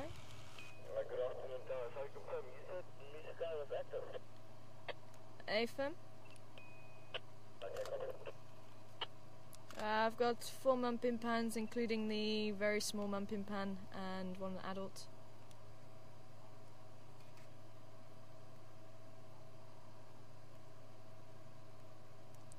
I don't know if you copied. I've got 4 mumpin pans, including the small mumpin pan and 1 adult. Excellent. Okay, copy. I'm on Central Road west of the cut line. I'm going to make my way there.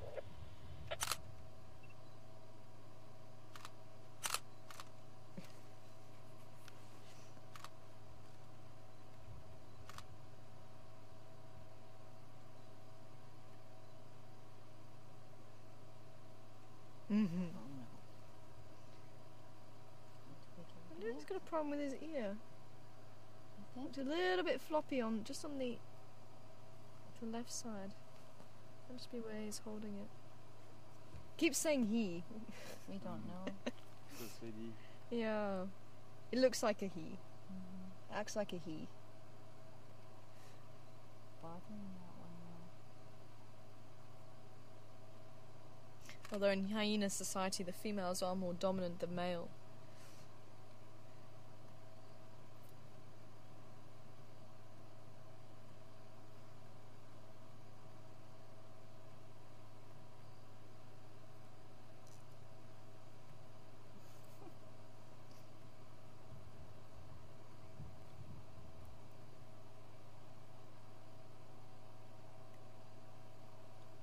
Hi Bonnie, good afternoon to you.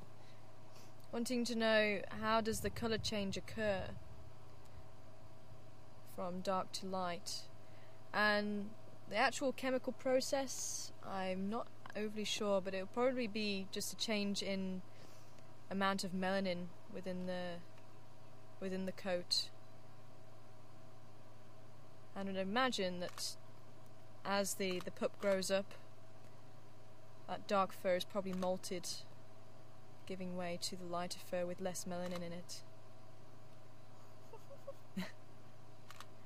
And a lot of the time, the youngsters of animals, if they are different colours to the adults, it'll either be due to camouflage, and with hyenas utilising holes, it's going to be beneficial for the youngsters to be very dark, because obviously they're going to blend in inside the hole, whereas if they're still very light, then predators might be able to see them if they do go into the hole where they're hiding. Quite often they'll dig a small chamber off of one of the main chambers so that they can actually hide away, and not even adult hyenas can get there. Yes, I'm talking about you, little one.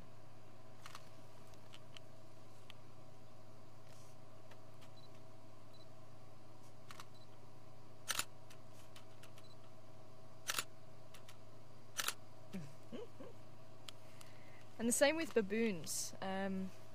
Possibly the reason why baboons are dark in colour. Around 6 months of age they change colour to the lighter brown, and that could be to stop especially dominant adults treating them rough, because obviously as soon as they become juvenile they do get treated a little bit rougher and put in their place. So it could have something to do with them sort of stopping that happening until about 6 months of age. Yeah, look, the ear does look a little bit floppy. I wonder if it's with all the biting it's got damaged a little bit. Yes, that is Teddy's mum. Mm-hmm.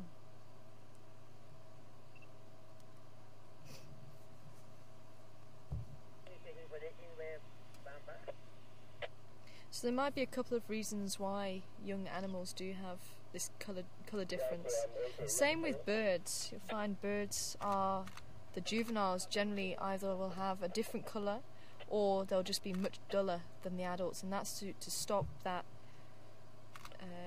that aggression towards them, as they are not yet ready sexually mature, so they're not able to mate, so they're not going to pose a threat. But if they had the adult colours, then you would get the adults being a little bit more aggressive towards them and treating them more like adults.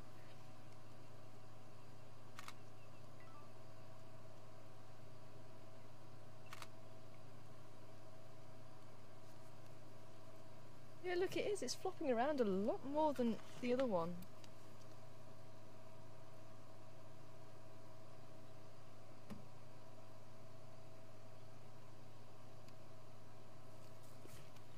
I'll have to keep an eye on it, see if there is going to be any difference to it.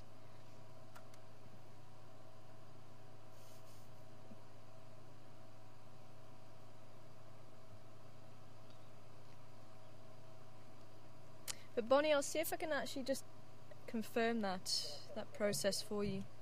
See if I can find anything about it. Something I've never really thought about, but I think it will just be the molting of the different coloured hairs. A bit like when a bird molts its feathers, or when maybe if you've got a pet dog or cat, they molt the old fur.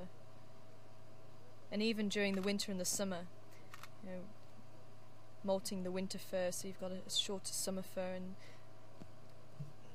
a lot of the animals probably will have that, maybe not to the same degree as maybe an animal over in extreme areas where you get snow and then extreme temperature change to the heat. But I mean, I definitely see a change in the impala, for instance. You do see that slightly thicker fur, slightly thicker looking during the winter than the summer.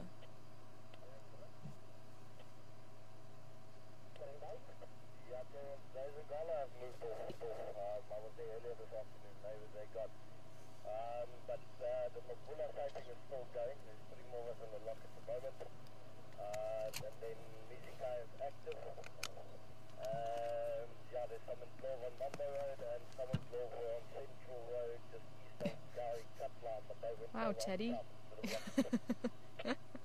Going in for the kill there.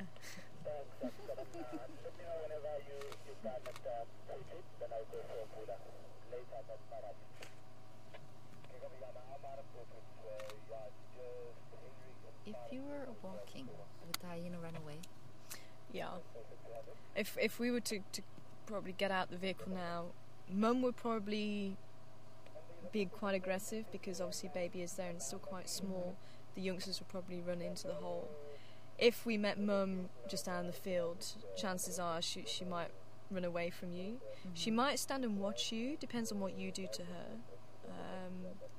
I mean...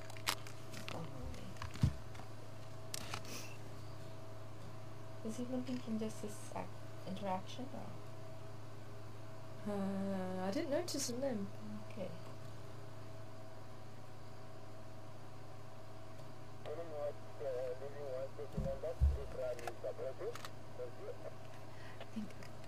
Okay. We're not on, are we? Okay, welcome back everybody. I hope we are back. But apparently there's a power failure.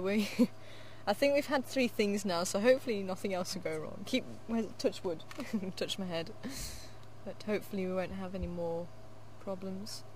We've just really been enjoying the hyenas, and Teddy's really come out to play this afternoon.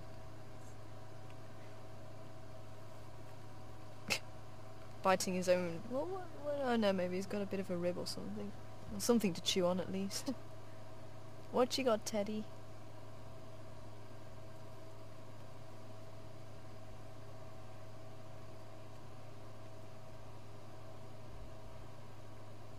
Is that Bash?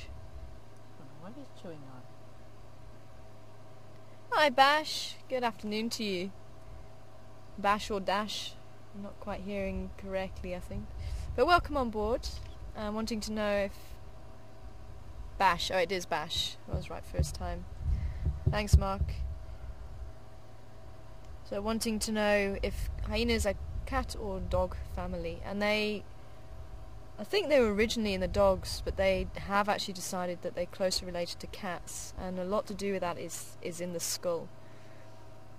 There's a couple of characteristics that they share with the cats, and that's why they are classified in the feliforms, the cats, under Carnivora, which is the main order of the cats and the dogs, and the suborders are the feliforms,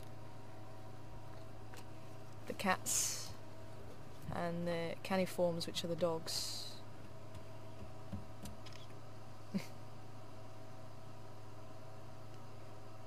But it is funny because they do look like a dog. I mean, they've got other characteristics, like the claws are out constantly. They're not protractile like the cats.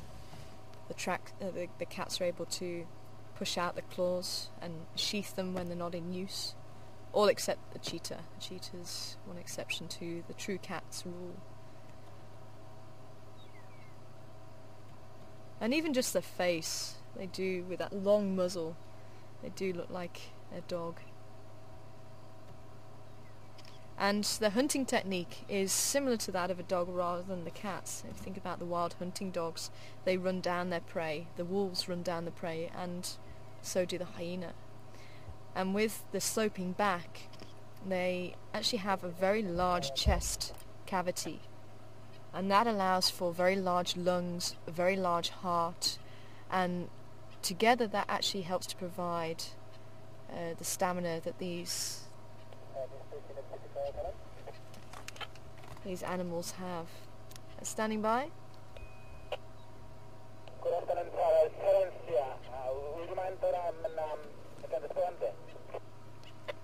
Affirmative. I think it's yourself and another mover on their way. You're welcome to pull in. Thanks, Sarah.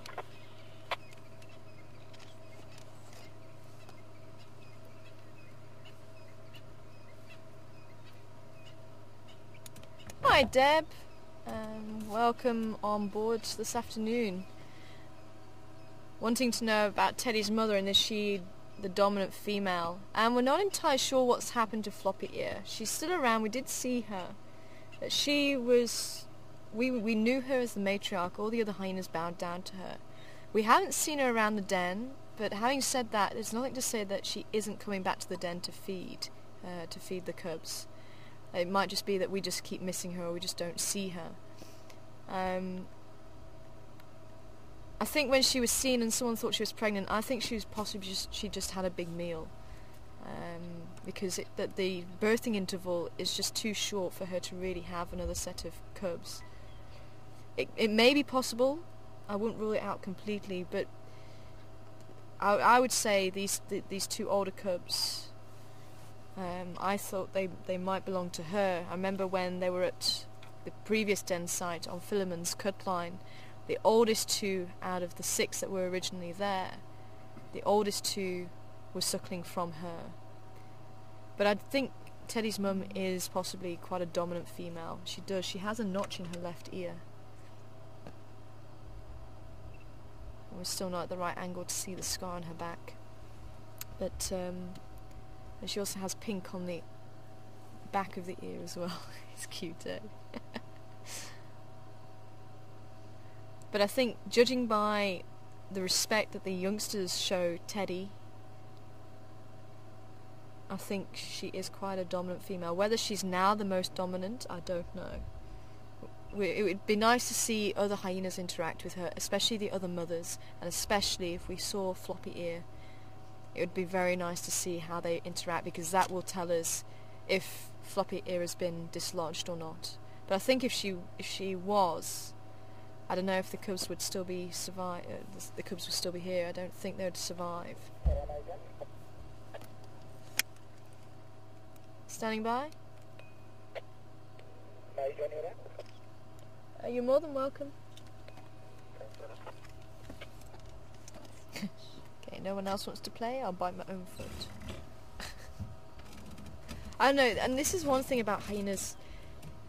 I think because in the past people always thought they were mangy scavengers and they weren't really interested in knowing about them, but the more we actually sit here at the den and the more we sit and watch them, the more we're actually starting to understand, and certainly I've been reading a lot into them, and really becoming quite amazed at how intricate their social structure really is. And I don't think it's clear cut at all, and I think there's a lot more we've got to learn from these hyenas.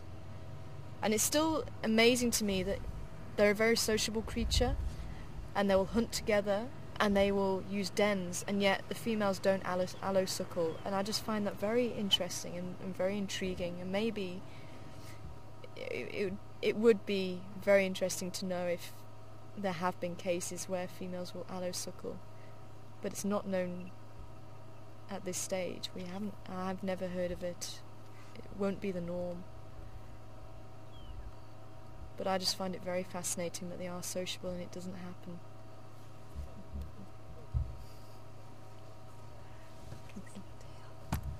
Yeah, they'll tell. Oh, look at that. And even allo grooming. I mean, we see the youngsters, sort of licking each other, and you see the adults licking babies, keeping them clean, but you don't really see the adults allo grooming each other, which is another thing that an animal that's social will tend to do. Even herd animals like impala will allo groom each other. Oh, look at that.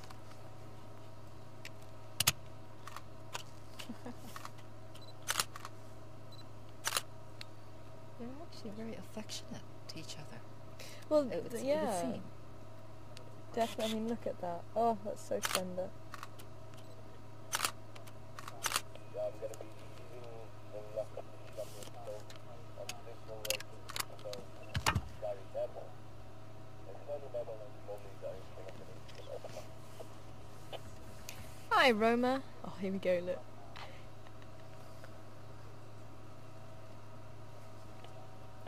What you doing, cheeky?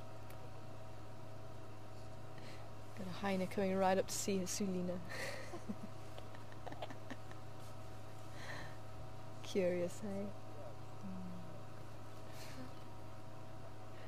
eh? Roma, good afternoon to you, and wanting to know... Oh, hello, little one. You're going to come and say hello to us? Oh! Somebody has food. Which mama has food? Oh, the other cub. Look at this.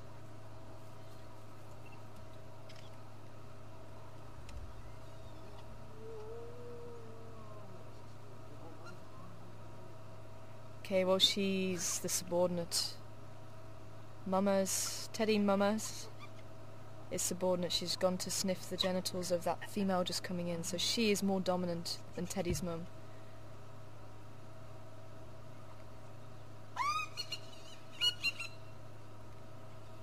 Okay. So those two older ones.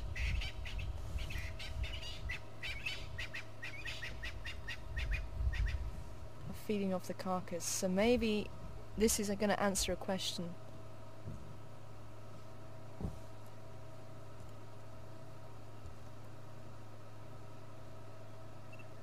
Yeah, she just brought the leg in. And it looks like the two older ones are feeding, so it's possible that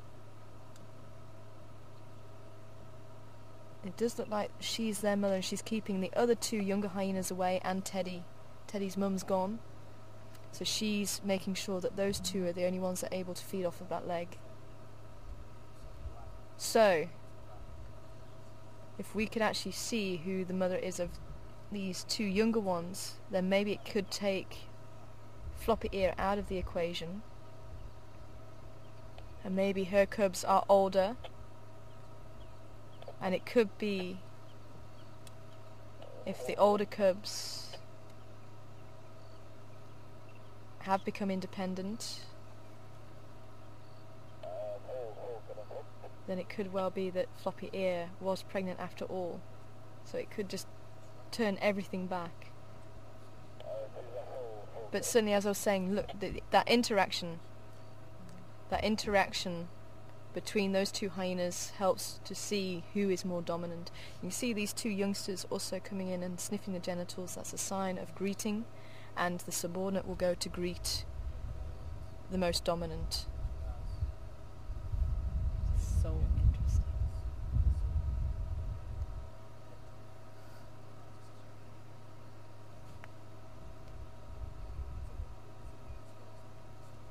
So we don't know who the mother is of these two?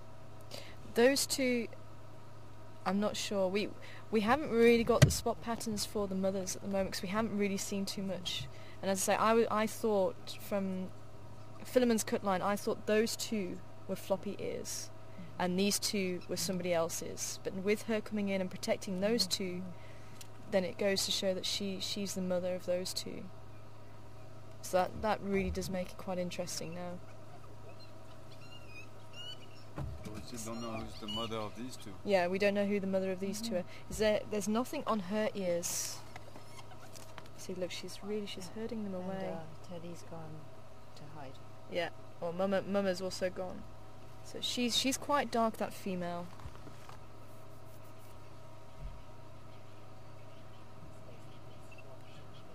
Teddy's like, don't worry, I will just go and paste instead.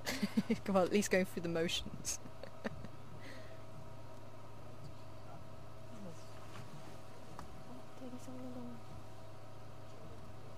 Yeah, Teddy's mum went off around the corner. She went there. Oh, she went that way. Yeah, I think she's following the scent of that leg. Oh, okay, Sebastian, I didn't watch, I thought she went around the corner. But apparently Teddy's mum went off in the direction the other one came from, possibly going to see if she can also get some food. I'm just going to pull forward a little bit.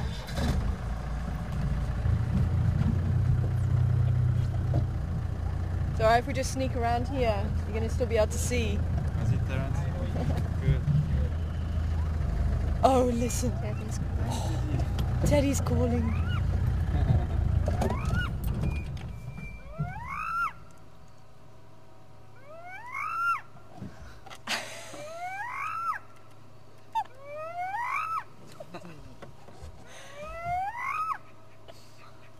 He's calling his mom.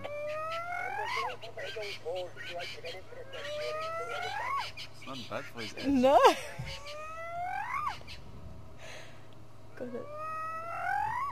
Got a set of lungs on it, sure. Oh, how mournful. We're impressed, Teddy. We're very impressed. Thank you, Teddy.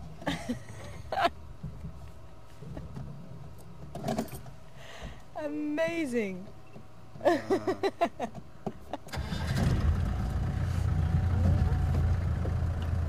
See. Tell me when you can see past. Okay, I'm going to try and get in there if I can. So I'm just going to try and go that side of you. We don't block your view.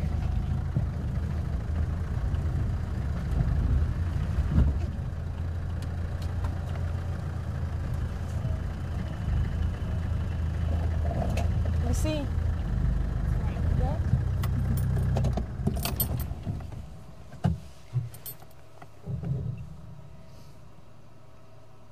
See what happens. The little one's sneaking in there. Mama's not seen. I'll try and get a picture of her.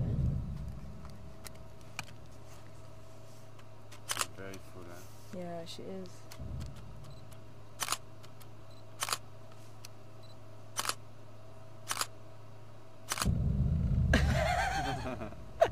What are you doing, Teddy? Trying to intimidate her. What a young one he is. Ooh, it could be trouble. Don't want to get cuffed, get a hiding.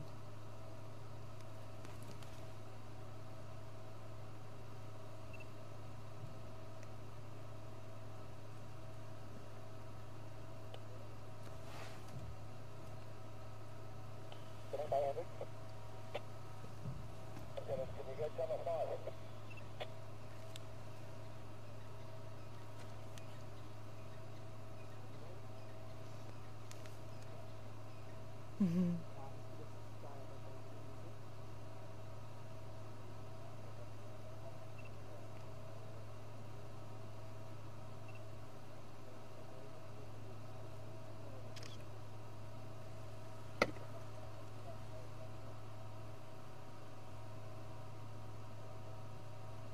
Is that the first time you've heard Teddy do that? Yep, that's the first time we've heard Teddy with full flow. He's got a good voice. Definitely.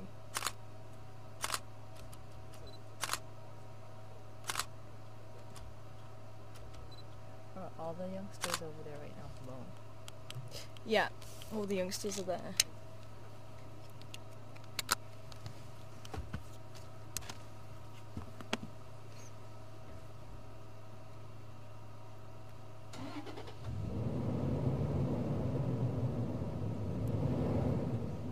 There's no distinguishing marks on her ears at all. This one. Yeah, and her nose. Oh, there's a little bit of pink just below her nose. Yeah. There's a little spot of pink. But she's quite a dark female. She's much darker than the other female. See, she seems to be providing some protection, like. Yeah, like definitely. she's She's on guard. protecting those. She's definitely protecting those little ones.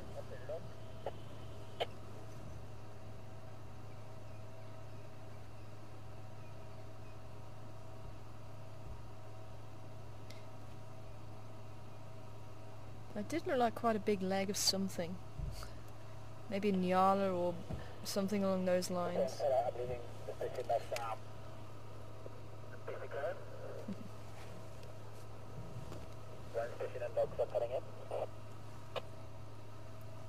Copy, thank you.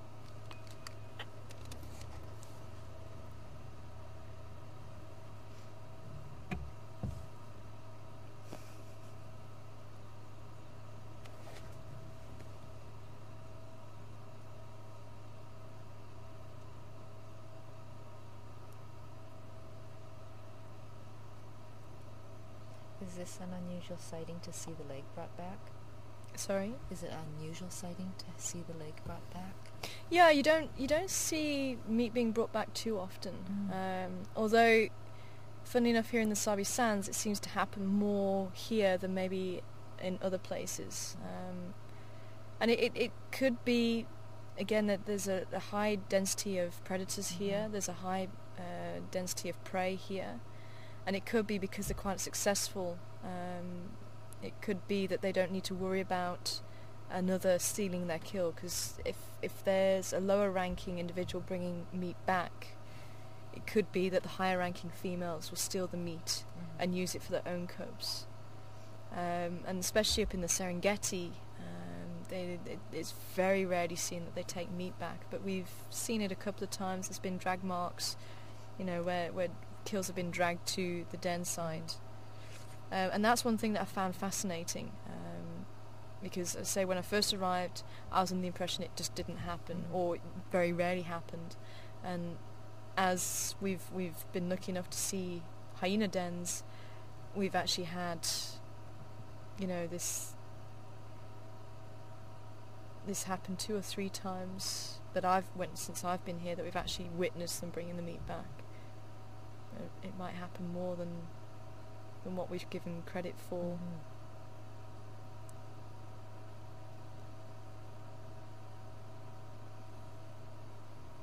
I wonder if that other hyena's still around, and maybe... Actually, some impalas there. Oh, is there? Yeah. Is that what she's seeing? Oh, she's... No, she's what? She's looking at something... Oh, no, there's a ram there. That's what she's watching. There's a ram directly opposite her, but the other impala. Well spotted, Seb.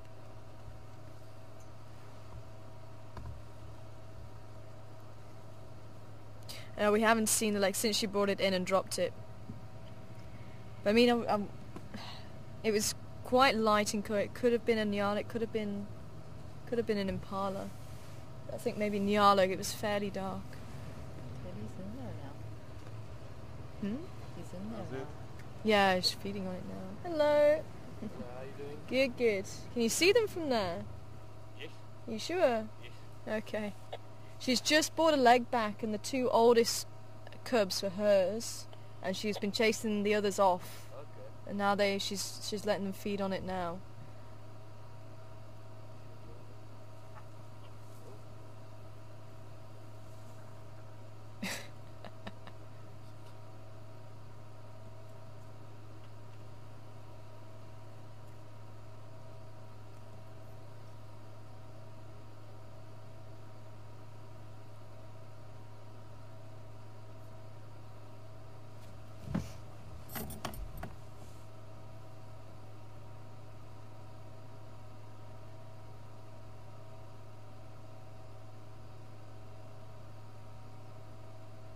Oh, and that does remind me, Mark's just saying he's hearing the first red-chested cuckoos calling, and I heard them this morning. So, and I also heard the classes cuckoo calling this first thing this morning as well. It says, Mikey, Mikey, Mikey.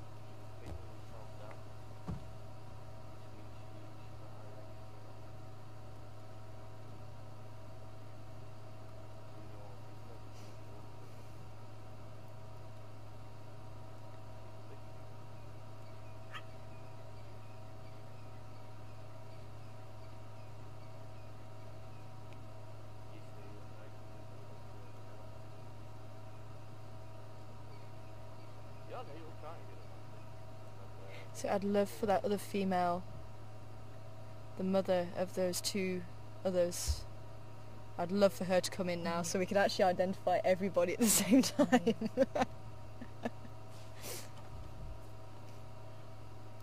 Teddy's behavior right now, that's not unlike what he has to do as an adult anyways, right? To sort of hover around when there's possibilities. Yeah, definitely. Definitely. And he knows to get out of the way fast. Oh yeah, I think that gets learned very early on. He's licking your mouth. And unfortunately there's no mum here to protect him, but having said that, you know, she is the higher ranking individual, so respect must be given. He's so curious.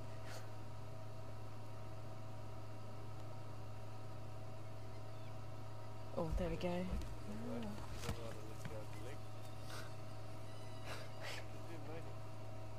Oh, could be kudu. What's that white thing? Could be kudu. I'm not sure, I didn't look that far, but just the thickness. It looks lighter than what it did when it first came in. But that thickness could be kudu.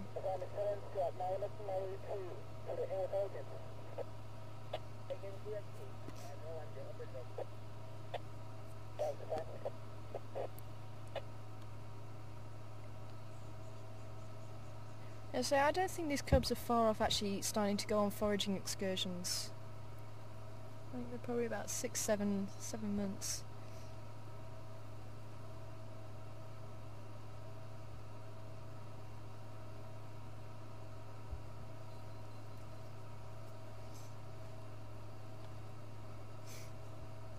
So there are 2 siblings and 2 siblings? Yeah. And Teddy's by himself? Yeah.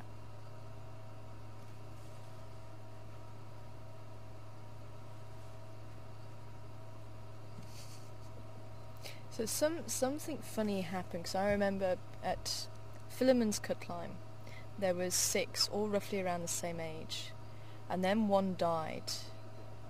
I remember only seeing one very, very small one. So unless the other one also went and the 4 came here plus the 2 that we were seeing,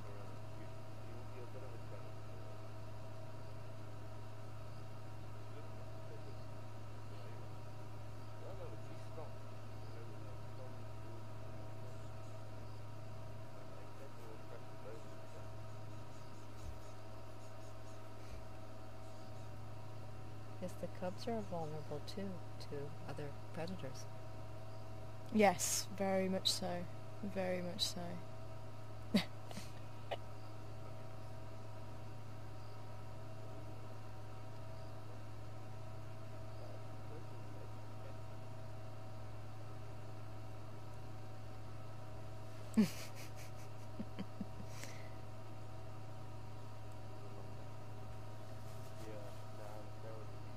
Licking the face.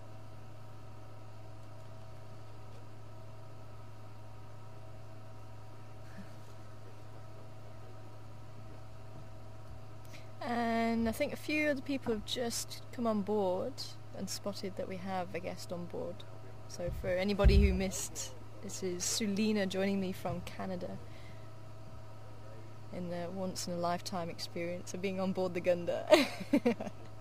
And I'm just so pleased that we're able to grant you a wish to see Teddy.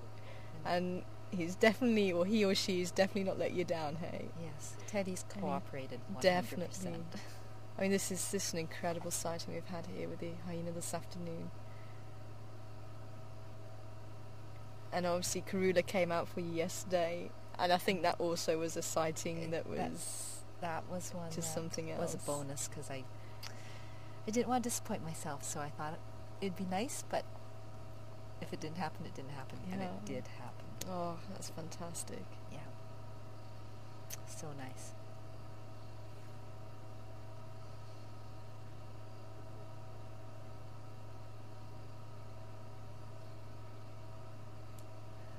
The young hyena are definitely prettier than the adult. Yeah, I think so. I think it's just all that fur and fluff, and they definitely have a shape. baby face. Yeah.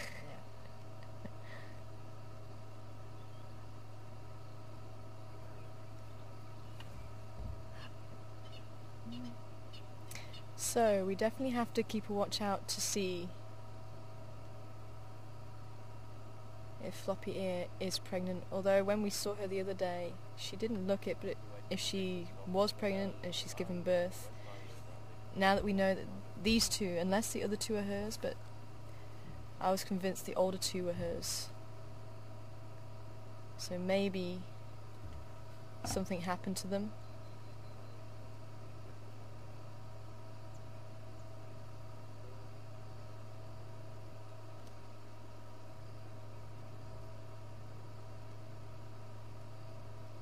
Or maybe, see, this is the thing, maybe she was actually allo-suckling at one stage. Because the other cubs that we've been seeing here are much, much older than these, and they were much larger. And I really don't think that they were hers, because they were, when she was around that den site, all the cubs were around the similar age. These two, those two, and the other two. They were all roughly around the same age. There wouldn't have been that big a size difference.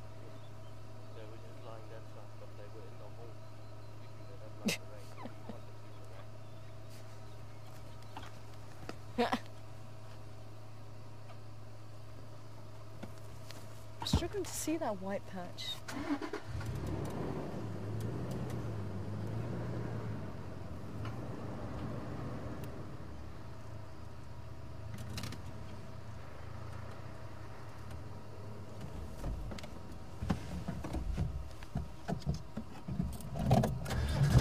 Come on, Teddy, you're getting left behind.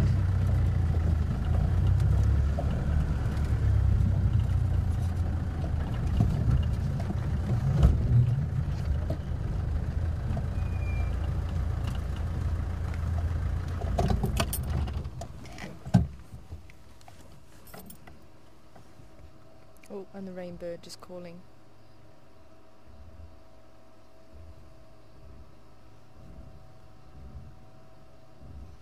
This female looks like she's just got a mouthful of teeth. Yeah, her teeth are pretty fierce.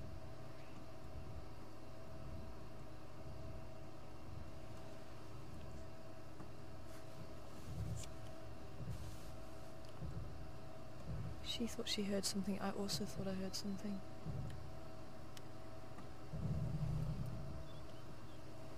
She brought the cubs closer to the den. I think so.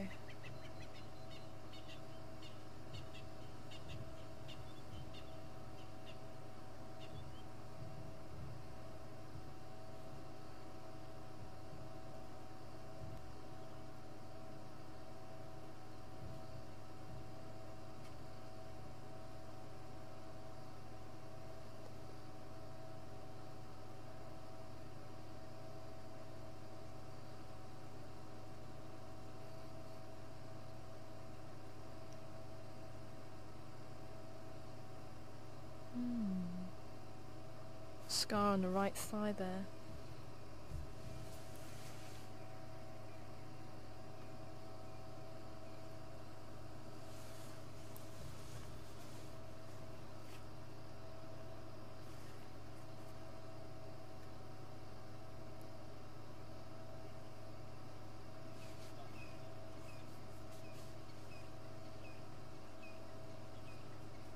If you noticed earlier, Teddy was actually calling into the ground, and that they'll actually use to amplify the sound. And you'll often see the adults falling in.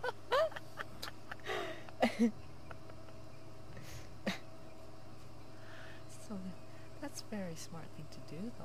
Yeah, yeah. Sound. Definitely. I mean, a few animals will do that, but you'll see the adults actually calling into the ground as well. Very effective. Holding the head down. Oh, nice. Apparently there's a newborn elephant at the dam. Babies So there. if you want to watch the newborn elephant... Is that the one that we saw the other day, do you think? Or is that a different one?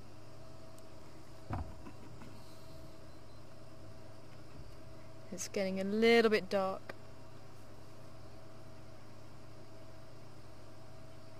Thanks, Gail. Apparently on the waterhole camera at the moment. I think we're just a little bit too far away. We're not going to make it before the sun really sets, and especially with a newborn, we don't want to put spotlight on the elephant and the newborn. So if you would like to watch them, the Waterhole channel is the best opportunity to see that.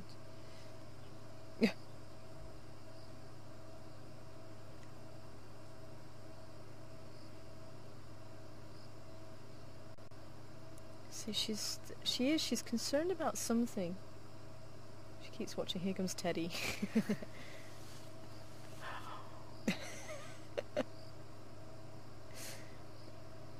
Maybe she's still a little bit too close.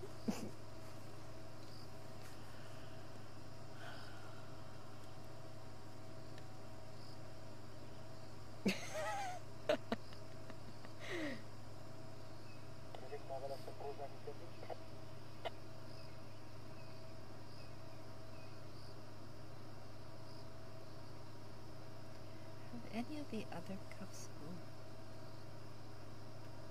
were they seen when they were that brown? Sorry, When where? Teddy, we first saw Teddy, it was really brown like a little bear. Were the other cubs ever seen that way? Yeah, on Philemon's cut line, that's when we first saw the six. We actually saw the six. They were all around that stage. So, 6 very cute little teddies. Yes, very much so.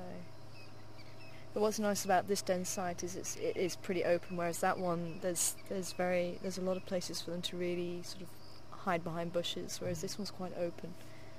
So it's quite nice to actually sort of have seen them growing up and all the interactions that we have seen.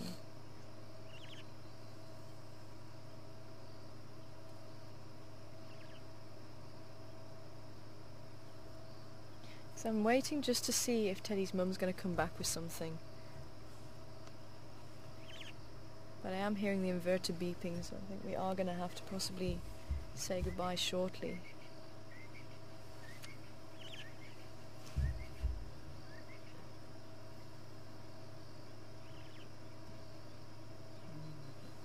Yeah, see, she's looking back over that side there.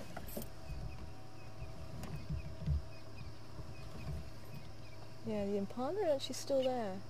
But I think the impala are seeing the hyena now. I think they're seeing the movement.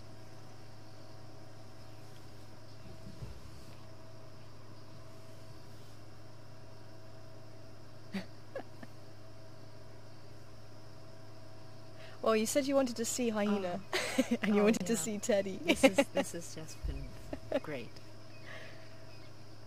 Oh, let's try and see if we can have another look at that leg again.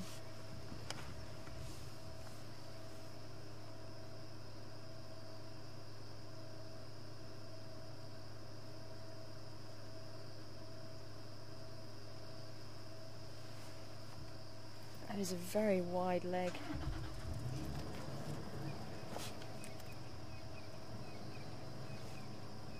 But the fur's still quite thin.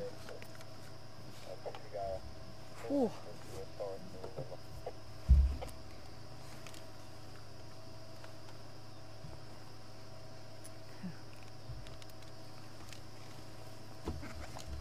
Yeah, bring it here. We'll have a look. It's because they've bitten through it. So what you're seeing, that white, is the bone.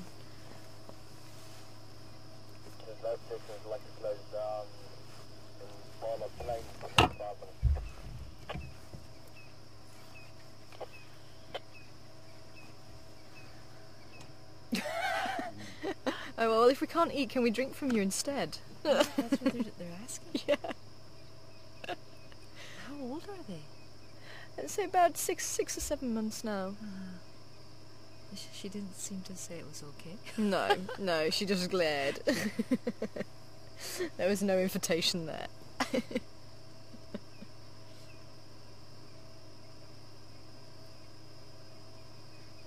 But those 7 months old will also still be suckling. They'll still be supplementing the diet with milk mostly. And so it shouldn't be too much longer before they do actually join her on foraging excursions.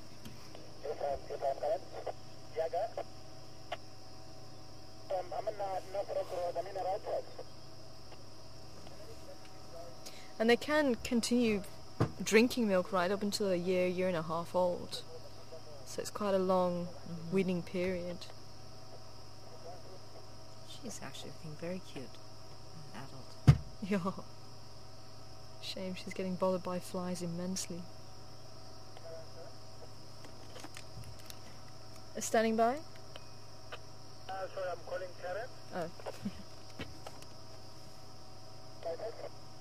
Yeah, Karen, do you remember where that Kimba or my king is Papa?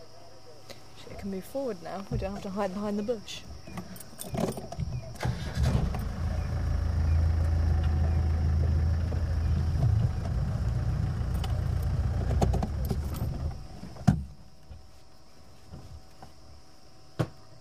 Has it beeped again? Has it beeped again? Has it?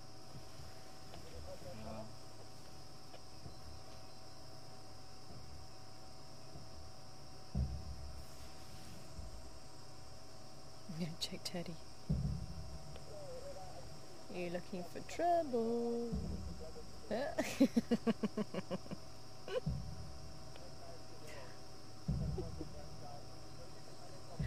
there's the beep again. Unfortunately, folks, I'd love to stay. Look at this.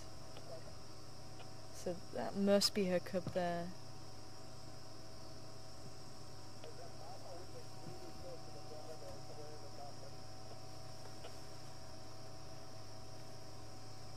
Oops.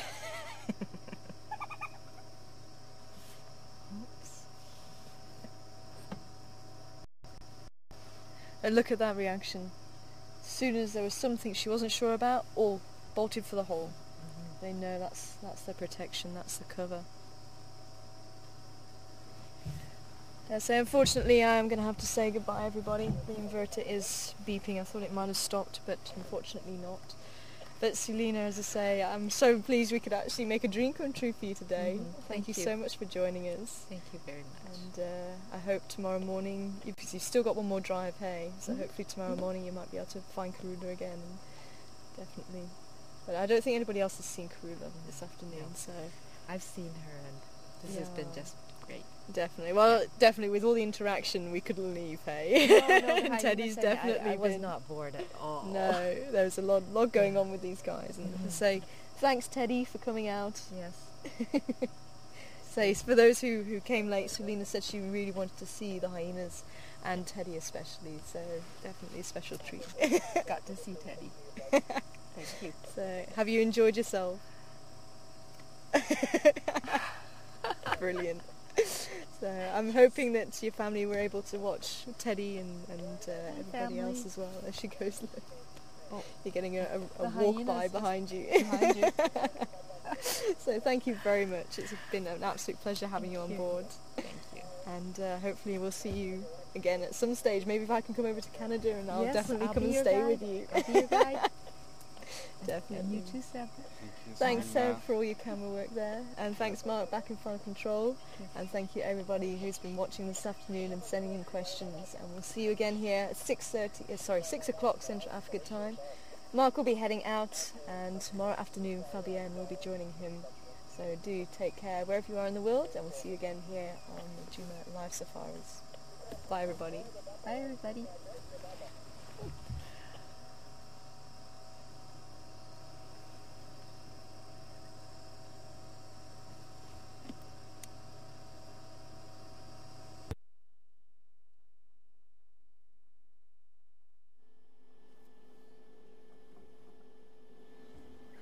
Evening, everyone.